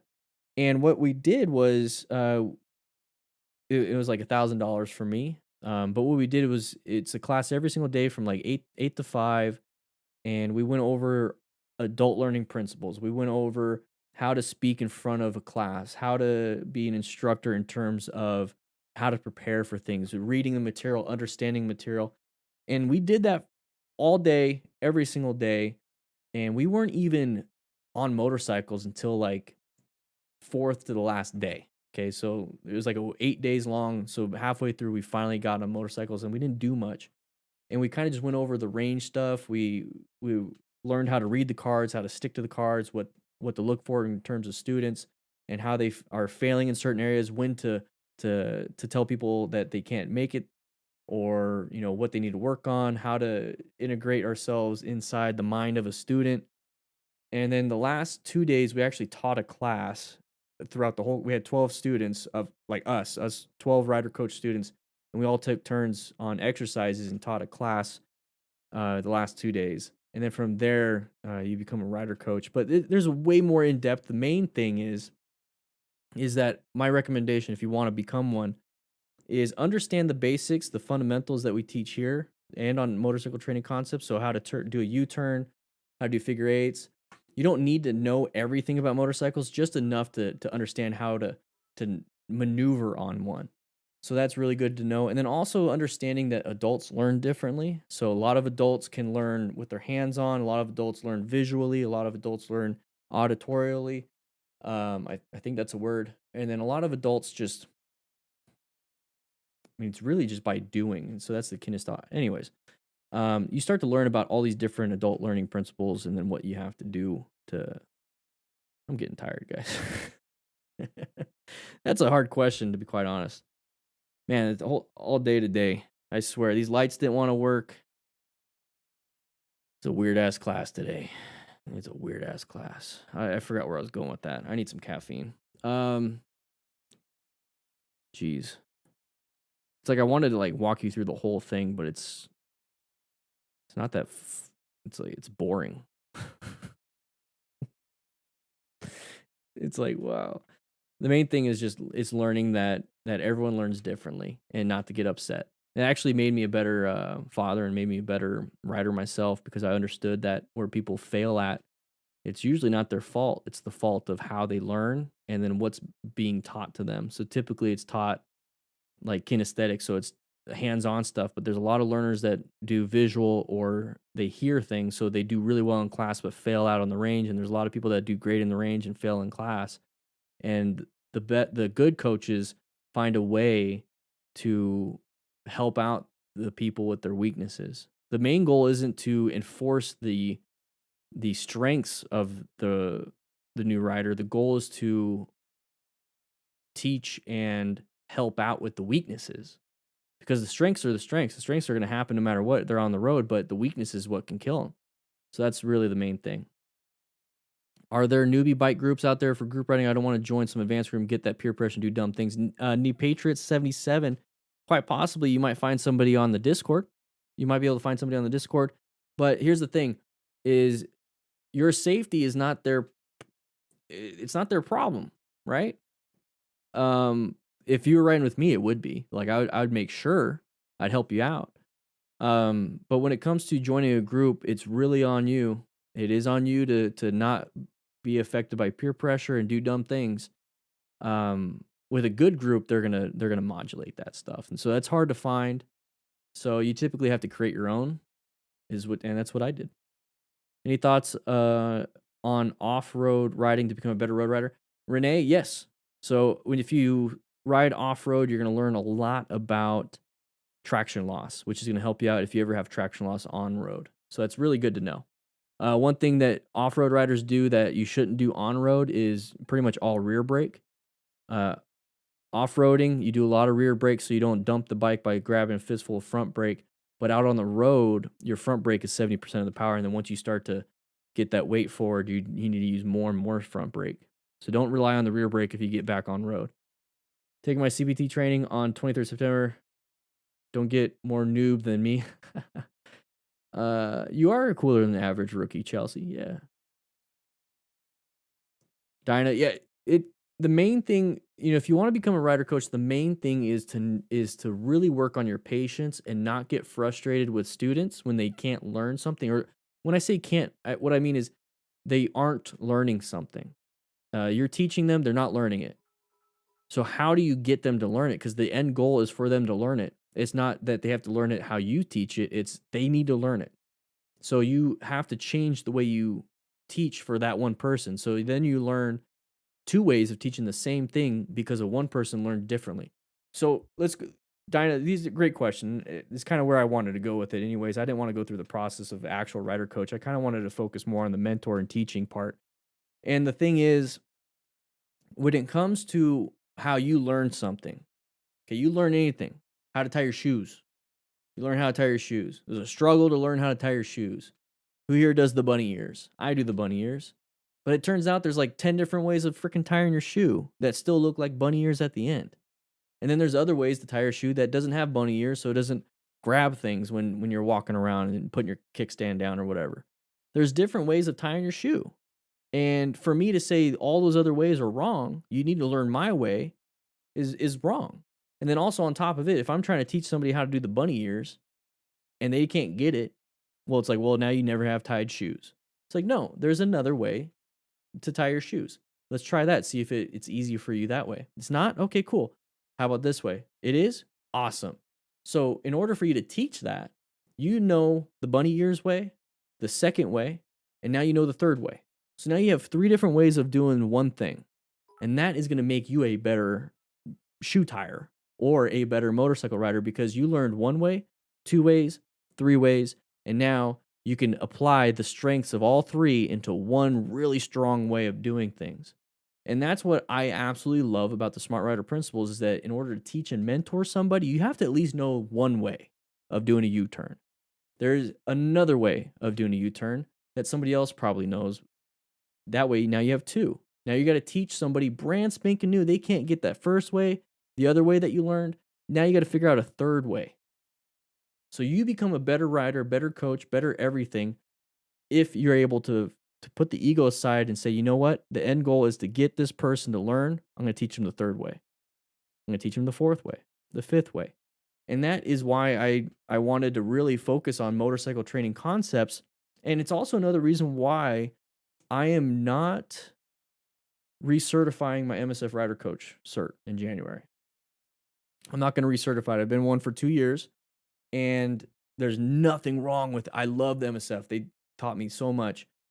But during the 2 years, I've learned 5, 6, 12, 20 different ways of doing the same thing just from doing these classes, just from helping out new riders all around. And if I stick with an organization, I have to teach that one way. And I have a little flexibility, but I can't give too much because, liabilities, well, they weren't taught the MSF way, so then they crashed. They taught your way. So it's like now we're starting to deal with things. It's like, you know what? I want to teach how I want to teach. I want to coach how I want to coach. So that's why I'm really focusing on motorcycle training concepts for 2021, because the concept is, it could be anything. Motorcycle training concept. So if you have an idea of how to train somebody and it works for you or for a couple people or whatever, and I have a way of training somebody and it works for me and a couple people, how about we combine forces so we can help out a ton of people? So I like the concept, the idea of certain things, and I want to make the best out of everything. It's like a Frankenstein of motorcycle training, and I don't want to be hamstrung by any organization to do it. So once you learn how to teach somebody and mentor somebody, you become a better and better and better rider. And that's part of the Smart Rider principles. That's part of what I was able to develop in these last 2 years is the seeking out hazardous situations, maintaining your fundamental skills. So that could be anything, it could be MSF, total control, whatever. Acquiring personal protective equipment. You guys know you need to get gear, but how, what kind, what to look for. That's what I'm going to help you out with.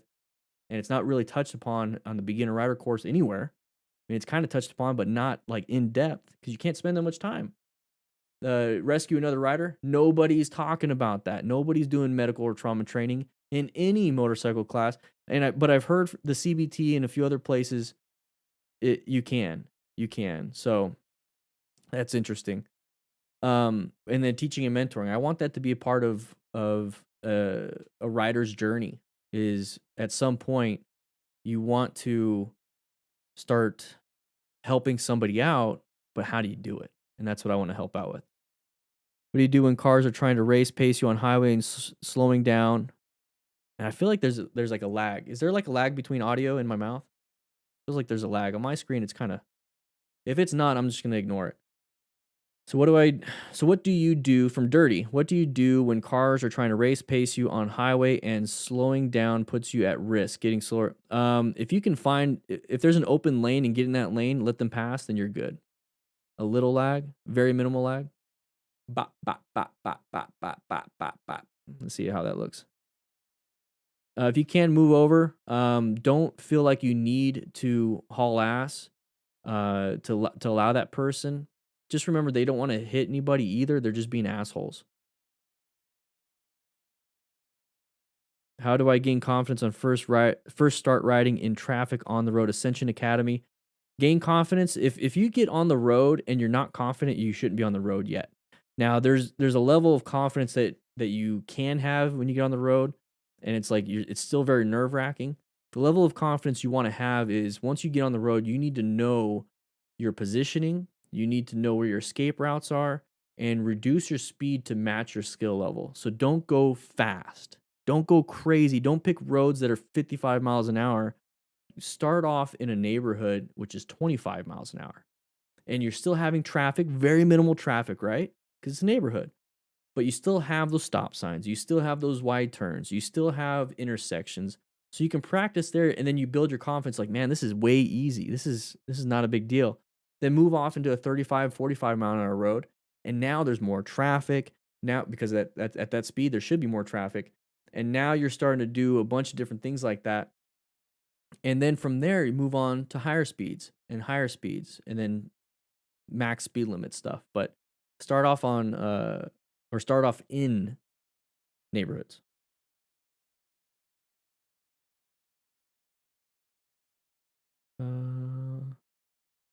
Man Mango, I'm confused by all the gadgets on my new bike. I have 2 traction control modes and ABS. I almost feel when traction control level 2 is on, the bike is harder to ride, less responsive. So traction control level 2 might be like rain mode.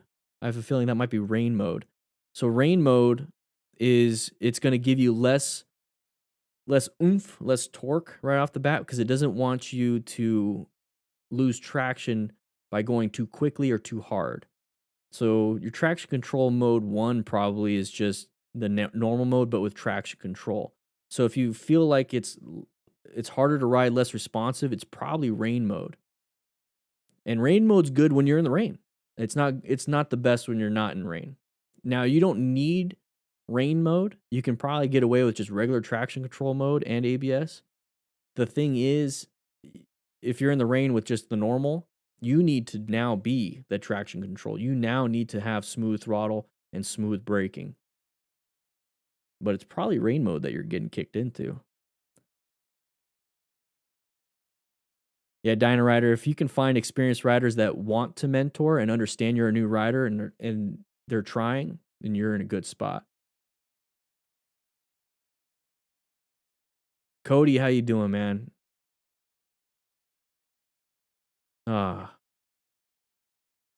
Don't feel too bad, Cody. Don't feel too bad. Speed Limit Challenge, Scarlett and I are chipping in for you and Nikki to get ice cream after class. Also, a reminder that join at DFM Discord is free. DFM Discord is free. Thank you for the ice cream. You know, we'll take the kids out and get them some ice cream if they've been good. I don't know what they've been doing. I got to get back home. I'm at the firehouse right now. Appreciate the $20 super chat Speed Limit. Thank you so much. Emerson, have a great day too. Happy New Year from Poland.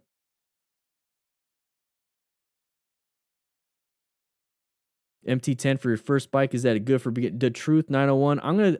I usually don't say bikes are not good for beginner, but I'm going to tell you right now the MT10 is a very powerful bike.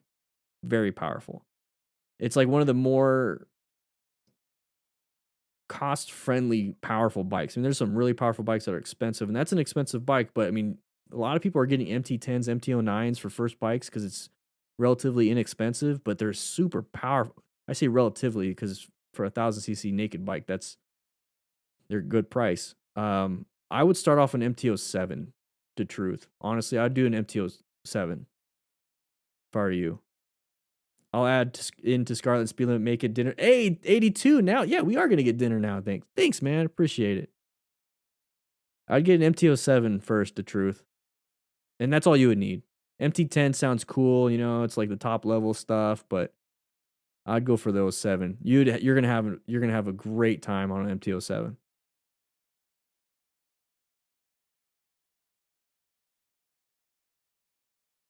You can pay $5 to touch my helmet. You guys really want to touch the helmet right there? You guys really want to touch the helmet? All right. You guys are weirdos. Let me go ahead and refresh. Boom, boom. Whoa. There we go. Any lag now? I think there is a lag. I think I know what to do now.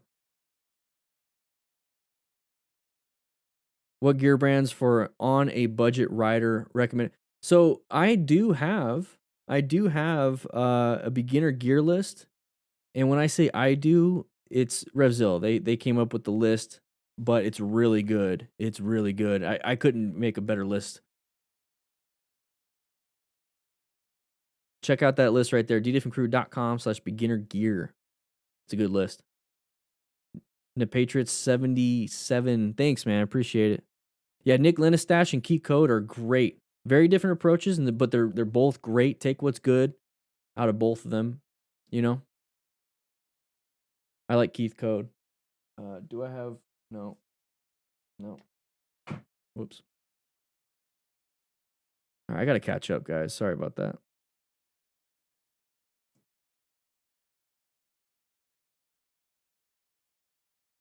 Gotta catch up.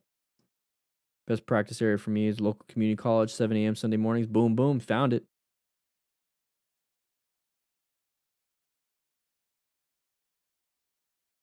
John Boutros. To study crashes and near misses has limited utility. Have you considered presenting videos that feature riders who effectively avoid trouble through using proper safety methods and skills? Problem is nobody shares those videos. Problem is nobody wants to share those videos. They're not popular. Nobody cares about it because in reality, it's like everyday riding. And how do you get to have proper safety methods and skills? That is what's important. That's what not what's important, but that's what people want to know. It's like, how do we have the proper safety methods and skills? I don't want to see real life examples of it being used because I know once I have those proper methods, then it should be fine. So that's why I teach on motorcycle training concepts and I make sure that you guys do have the proper safety methods and skills. But then I also show you what happens if you don't have the proper safety methods and skills. And that's through those crashes and close calls. And it's all based off of after action reviews of close calls, firefighter close calls. That's where we got it, is that after a fire, after an EMS scene, or after we witness, or not witness, when we see firefighter fatalities on the news and we start to look at all the information, we were like, how do we prevent that for ourselves? And we actually watch firefighters get killed. And we're like, you know, that could have been us. This is the reality of it. Everybody, reality check. This is the reality of it. This is why we train. And we would, when it comes to after action reviews of fireground tactics and EMS scenes, we typically do good jobs. So we do talk about the good stuff. But the problem is we already know what the good stuff is. And if it went good, we know what to do already. It's not a big deal. We don't need that reinforcement, that positive reinforcement. So at that point, that's what that would be, is that positive reinforcement of good, effective skills. But the person that's watching it isn't the person doing it. So they don't know what that is. And I try to share what that is. It's like, well, I can't see what good progressive brake pressure because the car pulled out in front. It's like, how do what is good progressive brake pressure? Well, let me show you what bad progressive brake pressure is. Oh, okay. But now go practice your not situation. Go practice your fundamental skills in a parking lot. And this is what good progressive brake pressure looks like when you practice. It's now we're trying to hit a third angle when I just show the effective stuff, and it's not as powerful in terms of, oh, I should train. It would be like the cherry on top.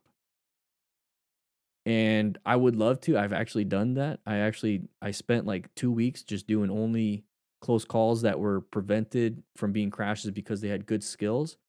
And those videos did terribly. So I try to reach the people that want Okay, let me give you guys a little heads up on this. Okay, it's a great video, or not great video, but great comment. Great comment. So the reason why I started doing crash stuff is it's all based off of my principles of wanting to help you guys out, and I want to keep you guys safe. Literally, that's it. It's all I care about. How do I do it? Doesn't matter. I started off with tip videos. I started off with how to pick up your bike type stuff, gear reviews, because I wanted you guys to work on getting gear. I wanted you guys to be educated consumers. I wanted you guys to make sure you had what you had. First, though, I got to say thank you. Scooby Moto just want to say thank you. Merry Christmas and Happy New Year's. You to Man Dan, thank you so much for the $20. Robert with the 25. You guys can go ahead and play around with the helmet down there. Thank you so much. So I was focusing heavily on the things that were positive and good, the normal stuff, gear reviews, like, hey, check out this cool new helmet, grab a helmet. Hey, I'm going to do some demo events on these bikes. This is what I feel like is good for beginner, what's not good for beginner. This is what I feel like is good. And I was doing fine. And then I started really seeing people locally acting really crazy on the bikes, doing wheelies, and I'm like, what is going on?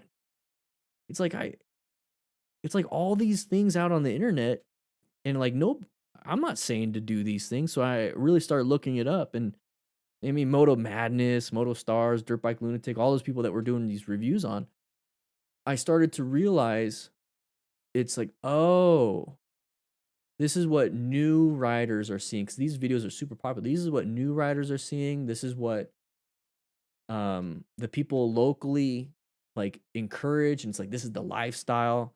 I started getting, the Harley snobs with their lifestyle. I started getting the sport bike riders doing some crazy hooligan stuff with their lifestyle. And then I started to realize that there's a bunch of people from Harleys, sport bikes everywhere that don't like that lifestyle, but they're like the silent majority. And you start seeing news articles of sport bike riders, cruiser riders, drunk riding, crashing. Speed was a factor in this. Alcohol was determined to be a factor. And it's like, what is going on? So I started going to the source of a lot of it. And I started going to and seeing Moto Madness and all that stuff. It's like, that's the type of stuff I see on the road. That right there is what I see on the road. And then I know from picking people's body parts off the ground and then talking to some riders that survive, and they talk about it like it's this culture. They talk about how it's like this thing that's all they've known. So what I realized is, if they're going to, Moto Madness and all them are great at attracting new riders. Great at it. It's interesting. It's entertainment. Crashing. Ha, funny. Ha, speeding. Awesome. Punch mirrors. Ha, that's hilarious. It's going to put me on camera. It's going to put me on this show. I started thinking that it's like, why don't I take over that? Why don't I post crash videos, but I say what you can do to prevent yourself from getting hurt? What to do in terms of removing your ego out of it. Basing everything off of my after action review stuff that I learned as a firefighter of what went right, what went wrong. Firefighters aren't, the culture of firefighting isn't, screw you all. It's, hey, how can we be safer? Mistakes happen. How do we prevent it? So I took that mindset to motorcycling, and I saw a lot of these people were doing dumb things on purpose. So I'm like, hey guys, there's another way of doing it.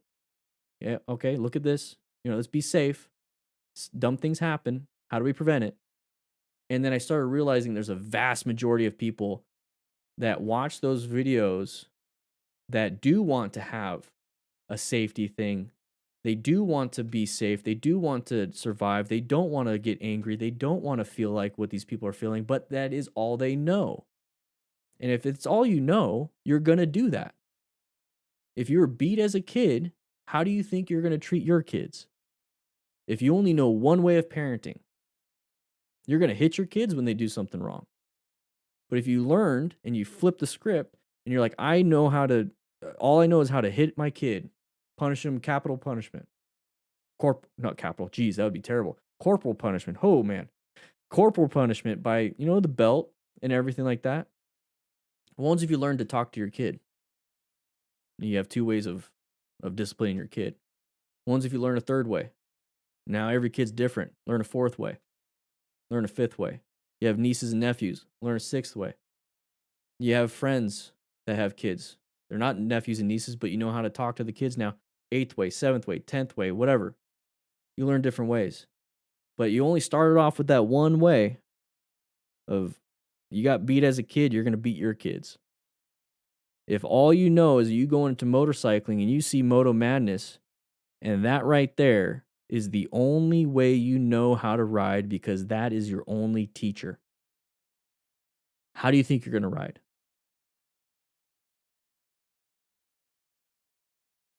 I just want to give you a different example. Or a different way.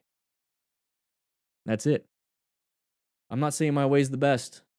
I am not saying my way is the best. My way is just a different way. And there's other motorcycle coaches and instructors and all these different people. Everyone has their own different way. And there's nothing wrong. Nothing wrong with it. I just choose to do this way. So, don't know what the question was. Don't know what all that stuff was. But, the motorcycle crash stuff. So, my goal is to give the people that are watching crashes just a different way. I'm gonna get them in. I'm gonna pull them in to the class. Hey, we got crashes going on, guys. Motorcycle crashes and close calls reviewed. Haha, brutal crashes. Woo! Watch this person do a flip. Woo, man. Hey, but by the way, if you do progressive brake pressure, you wouldn't have dumped the bike there. And also good space cushion. All right, yeah. All right, look at this next crash. Oh, man, look at that.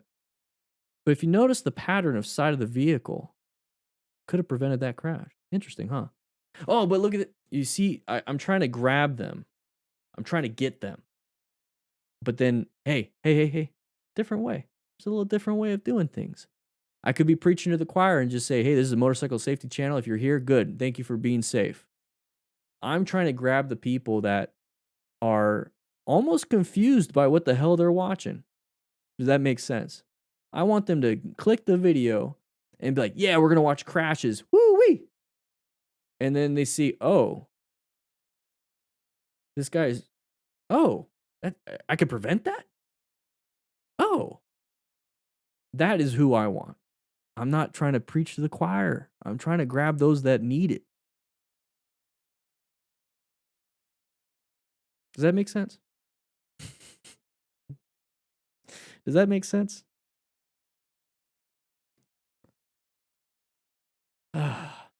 So yeah, that's why I post crashes for the most part, and I found a way to make it work through after action reviews, based off of my own firefighter training. But the main goal was literally to take over the crash compilation genre niche, but then add my own specific twist to it. So now I'm not even in the crash compilation niche. I'm in the motorcycle safety niche that showcases motorcycle crashes.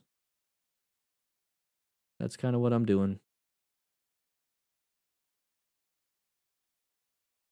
82, yeah, the crashes scare them. So like that's another thing is those types of riders, 82, or those types that want to ride, they don't have to watch my videos. I'm trying to grab people and trying to give them the reality of it.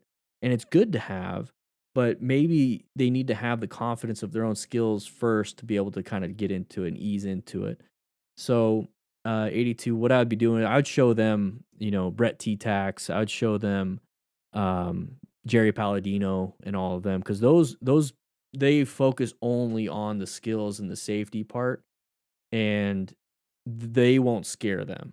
Does that make sense? So I have no problem if somebody gets scared of my video and they don't want to ride anymore. It's like I wish that wasn't the case, but you know what? This is the reality too. I'm not drawing cartoons. I'm not playing a video game where people get blown up and be like, guess what? It's just a video game. The stuff I show is literally people, real life. Like this is real. And it's, I don't know what to tell you. You're going to get into this culture, and this is the possibility. Now, I know it's not going to happen to everybody. But they didn't think they were going to get in a crash either. So yeah, motorcycle training concepts is good. Jerry Palladino, I love his stuff. Brett T-Tax, love his stuff too. There's some really good instructors. You'll find them. You'll easily find them. think Yammy Noob's video led me to Dan as well. Justin, awesome. Yammy Noob's awesome. He's awesome. I absolutely love what he's doing.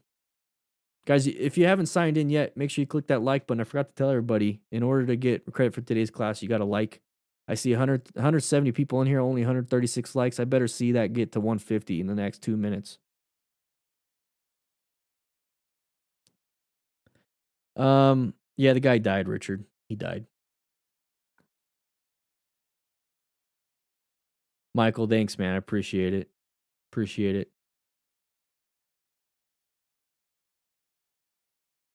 There it is, 150 likes. Boom. Got it. What do I think about the Yamaha discontinuing the R6? They probably have something else in the pipeline. I bet you like they kind of got tired. When you think of it in the business aspect, if the R6 was a hot seller, it's a weird thing to do, but more than likely it wasn't a hot seller or it was declining.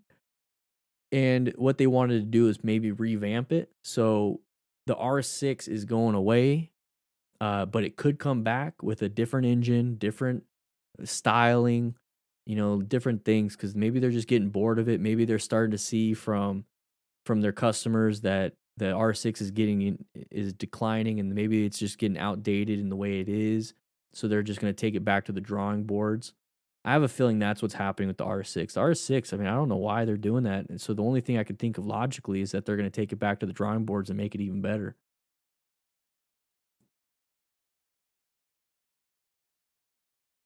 Robert, that's awesome. Roberto, that's awesome. Yeah, so Michael, so maybe that's the thing is like they're like, man, we got to change something up. If they're twitchy and uncomfortable, and it's like the normal complaint, it's like there's only so much we can do. So maybe they're just discontinuing the R6 and making R6 more like track stuff, and they're making more commuter friendly 600cc bikes. You know what I mean? Probably Jerry. I don't know. Sounds interesting. Yeah, so Cope 57, very good insight right there. So they revamped the Ninja 650 into the Vulcan S. So I mean, like they might be doing something similar to that. Because here's the kind of go down that road, Cope. So they're turning a sport bike into like a cruiser. What do you think Honda's doing right now? Honda is going to destroy the beginner cruiser market, and now they're going to be competing with the big boys at Indian and Harley with the Rebel 1100. What Kawasaki bike do you think is going to be able to do any of that? They got the Vulcan S. What else? Right? So I have a feeling that they might be turning the R6, getting kind of rid of it to revamp it into possibly like, imagine a freaking like a different tuned R6 into like an off-road bike or another cruiser. You know what I mean? Maybe that it wasn't going to meet European EPA. Oh, okay. Well, then that could be the case too. So they'd have to revamp the engine, right? They'd have to revamp everything for new things, and they just couldn't do it in time. So they just discontinued the R6.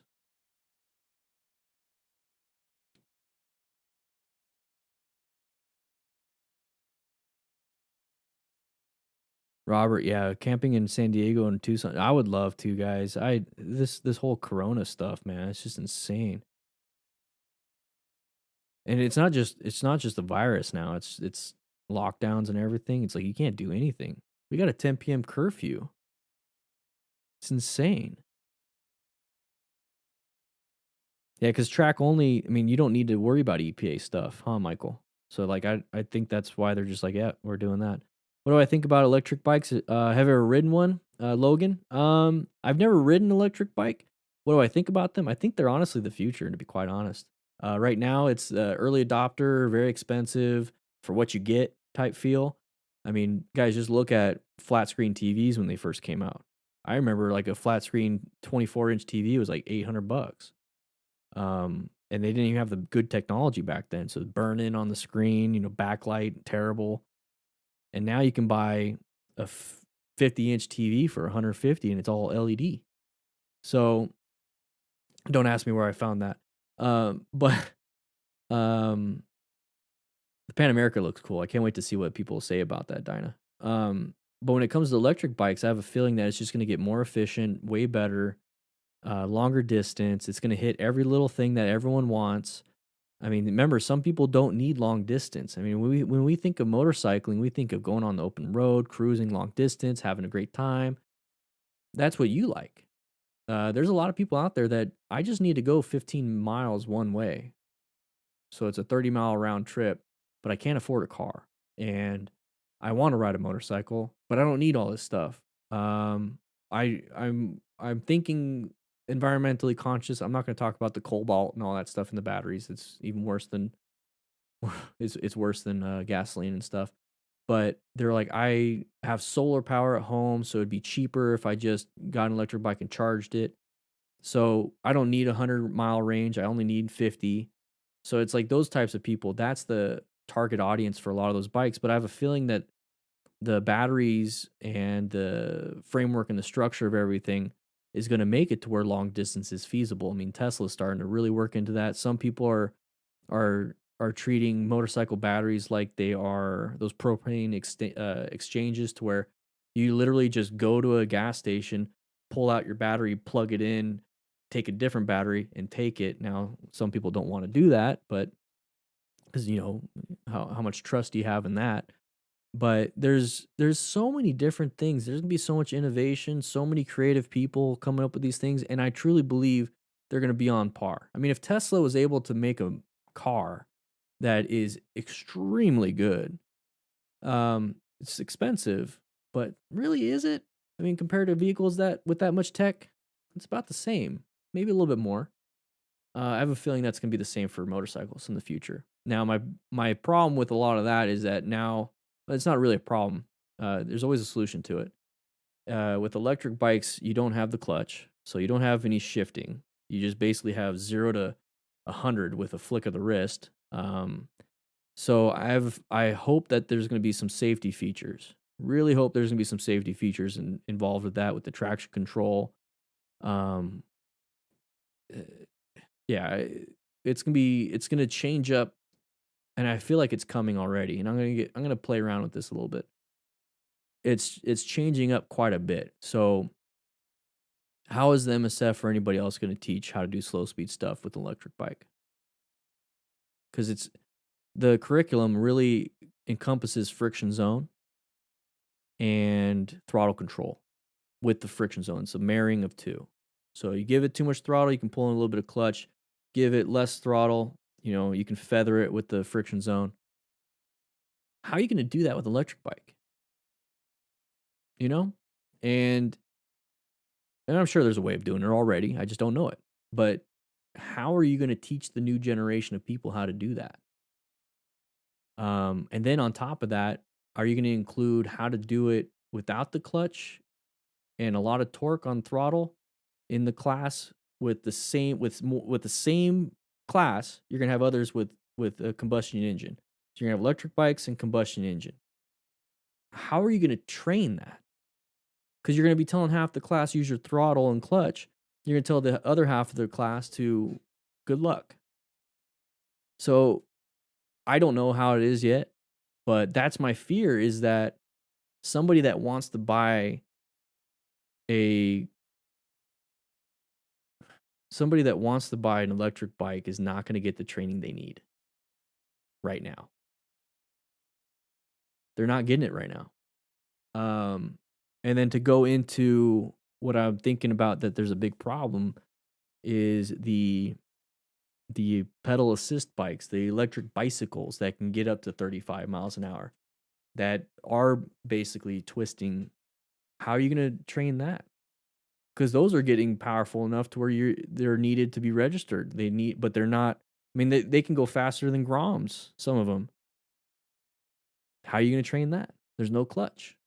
How are you going to train a 16-year-old that got it for Christmas? How are you going to, since there's no license requirements on it, you're going to have 12 and 13-year-olds getting it. Maybe 8-year-olds.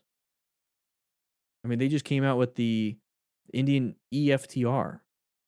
So my kids have 2 of them, one each. And it's literally just, you're twisting it. There's no shifting or nothing. and it's like 0 to 100% power. So how am I going to, I'm teaching my 12 and 13-year-old that, but I see some 8-year-olds on them. How are you teaching 8-year-olds how to be safe on one of those things? You can literally go and pick up, and it's not just the Indian stuff. You can pick up a razor. It's basically a razor. The Indian thing is basically a razor. How do you can go to Walmart and pick one of those up, and how are you going to teach a kid how to ride? Where's your resource? How are you doing it? Just by feel? And then we start going down that path of, well, I watch a lot of Moto Madness, and so I think it's the future, but I think there's a problem with training to catch up. It literally is the whole gun, like the gun and armor. You make some really good bulletproof armor. Somebody's just now made a better bullet that can penetrate it. Now you got to catch up. So the bullets, the calibers, guns, missiles, all those things, weapons technology outpaces defense technology. Well, motorcycle technology is outpacing motorcycle training technology. And that's where a lot of the problems are. And it's always going to be like that, because how are you supposed to train something that hasn't been developed yet? So that's why I stick with principles. I stick with principles in terms of fundamental skills, get the gear, situational aware, all that stuff. I don't know. That's where I'm at.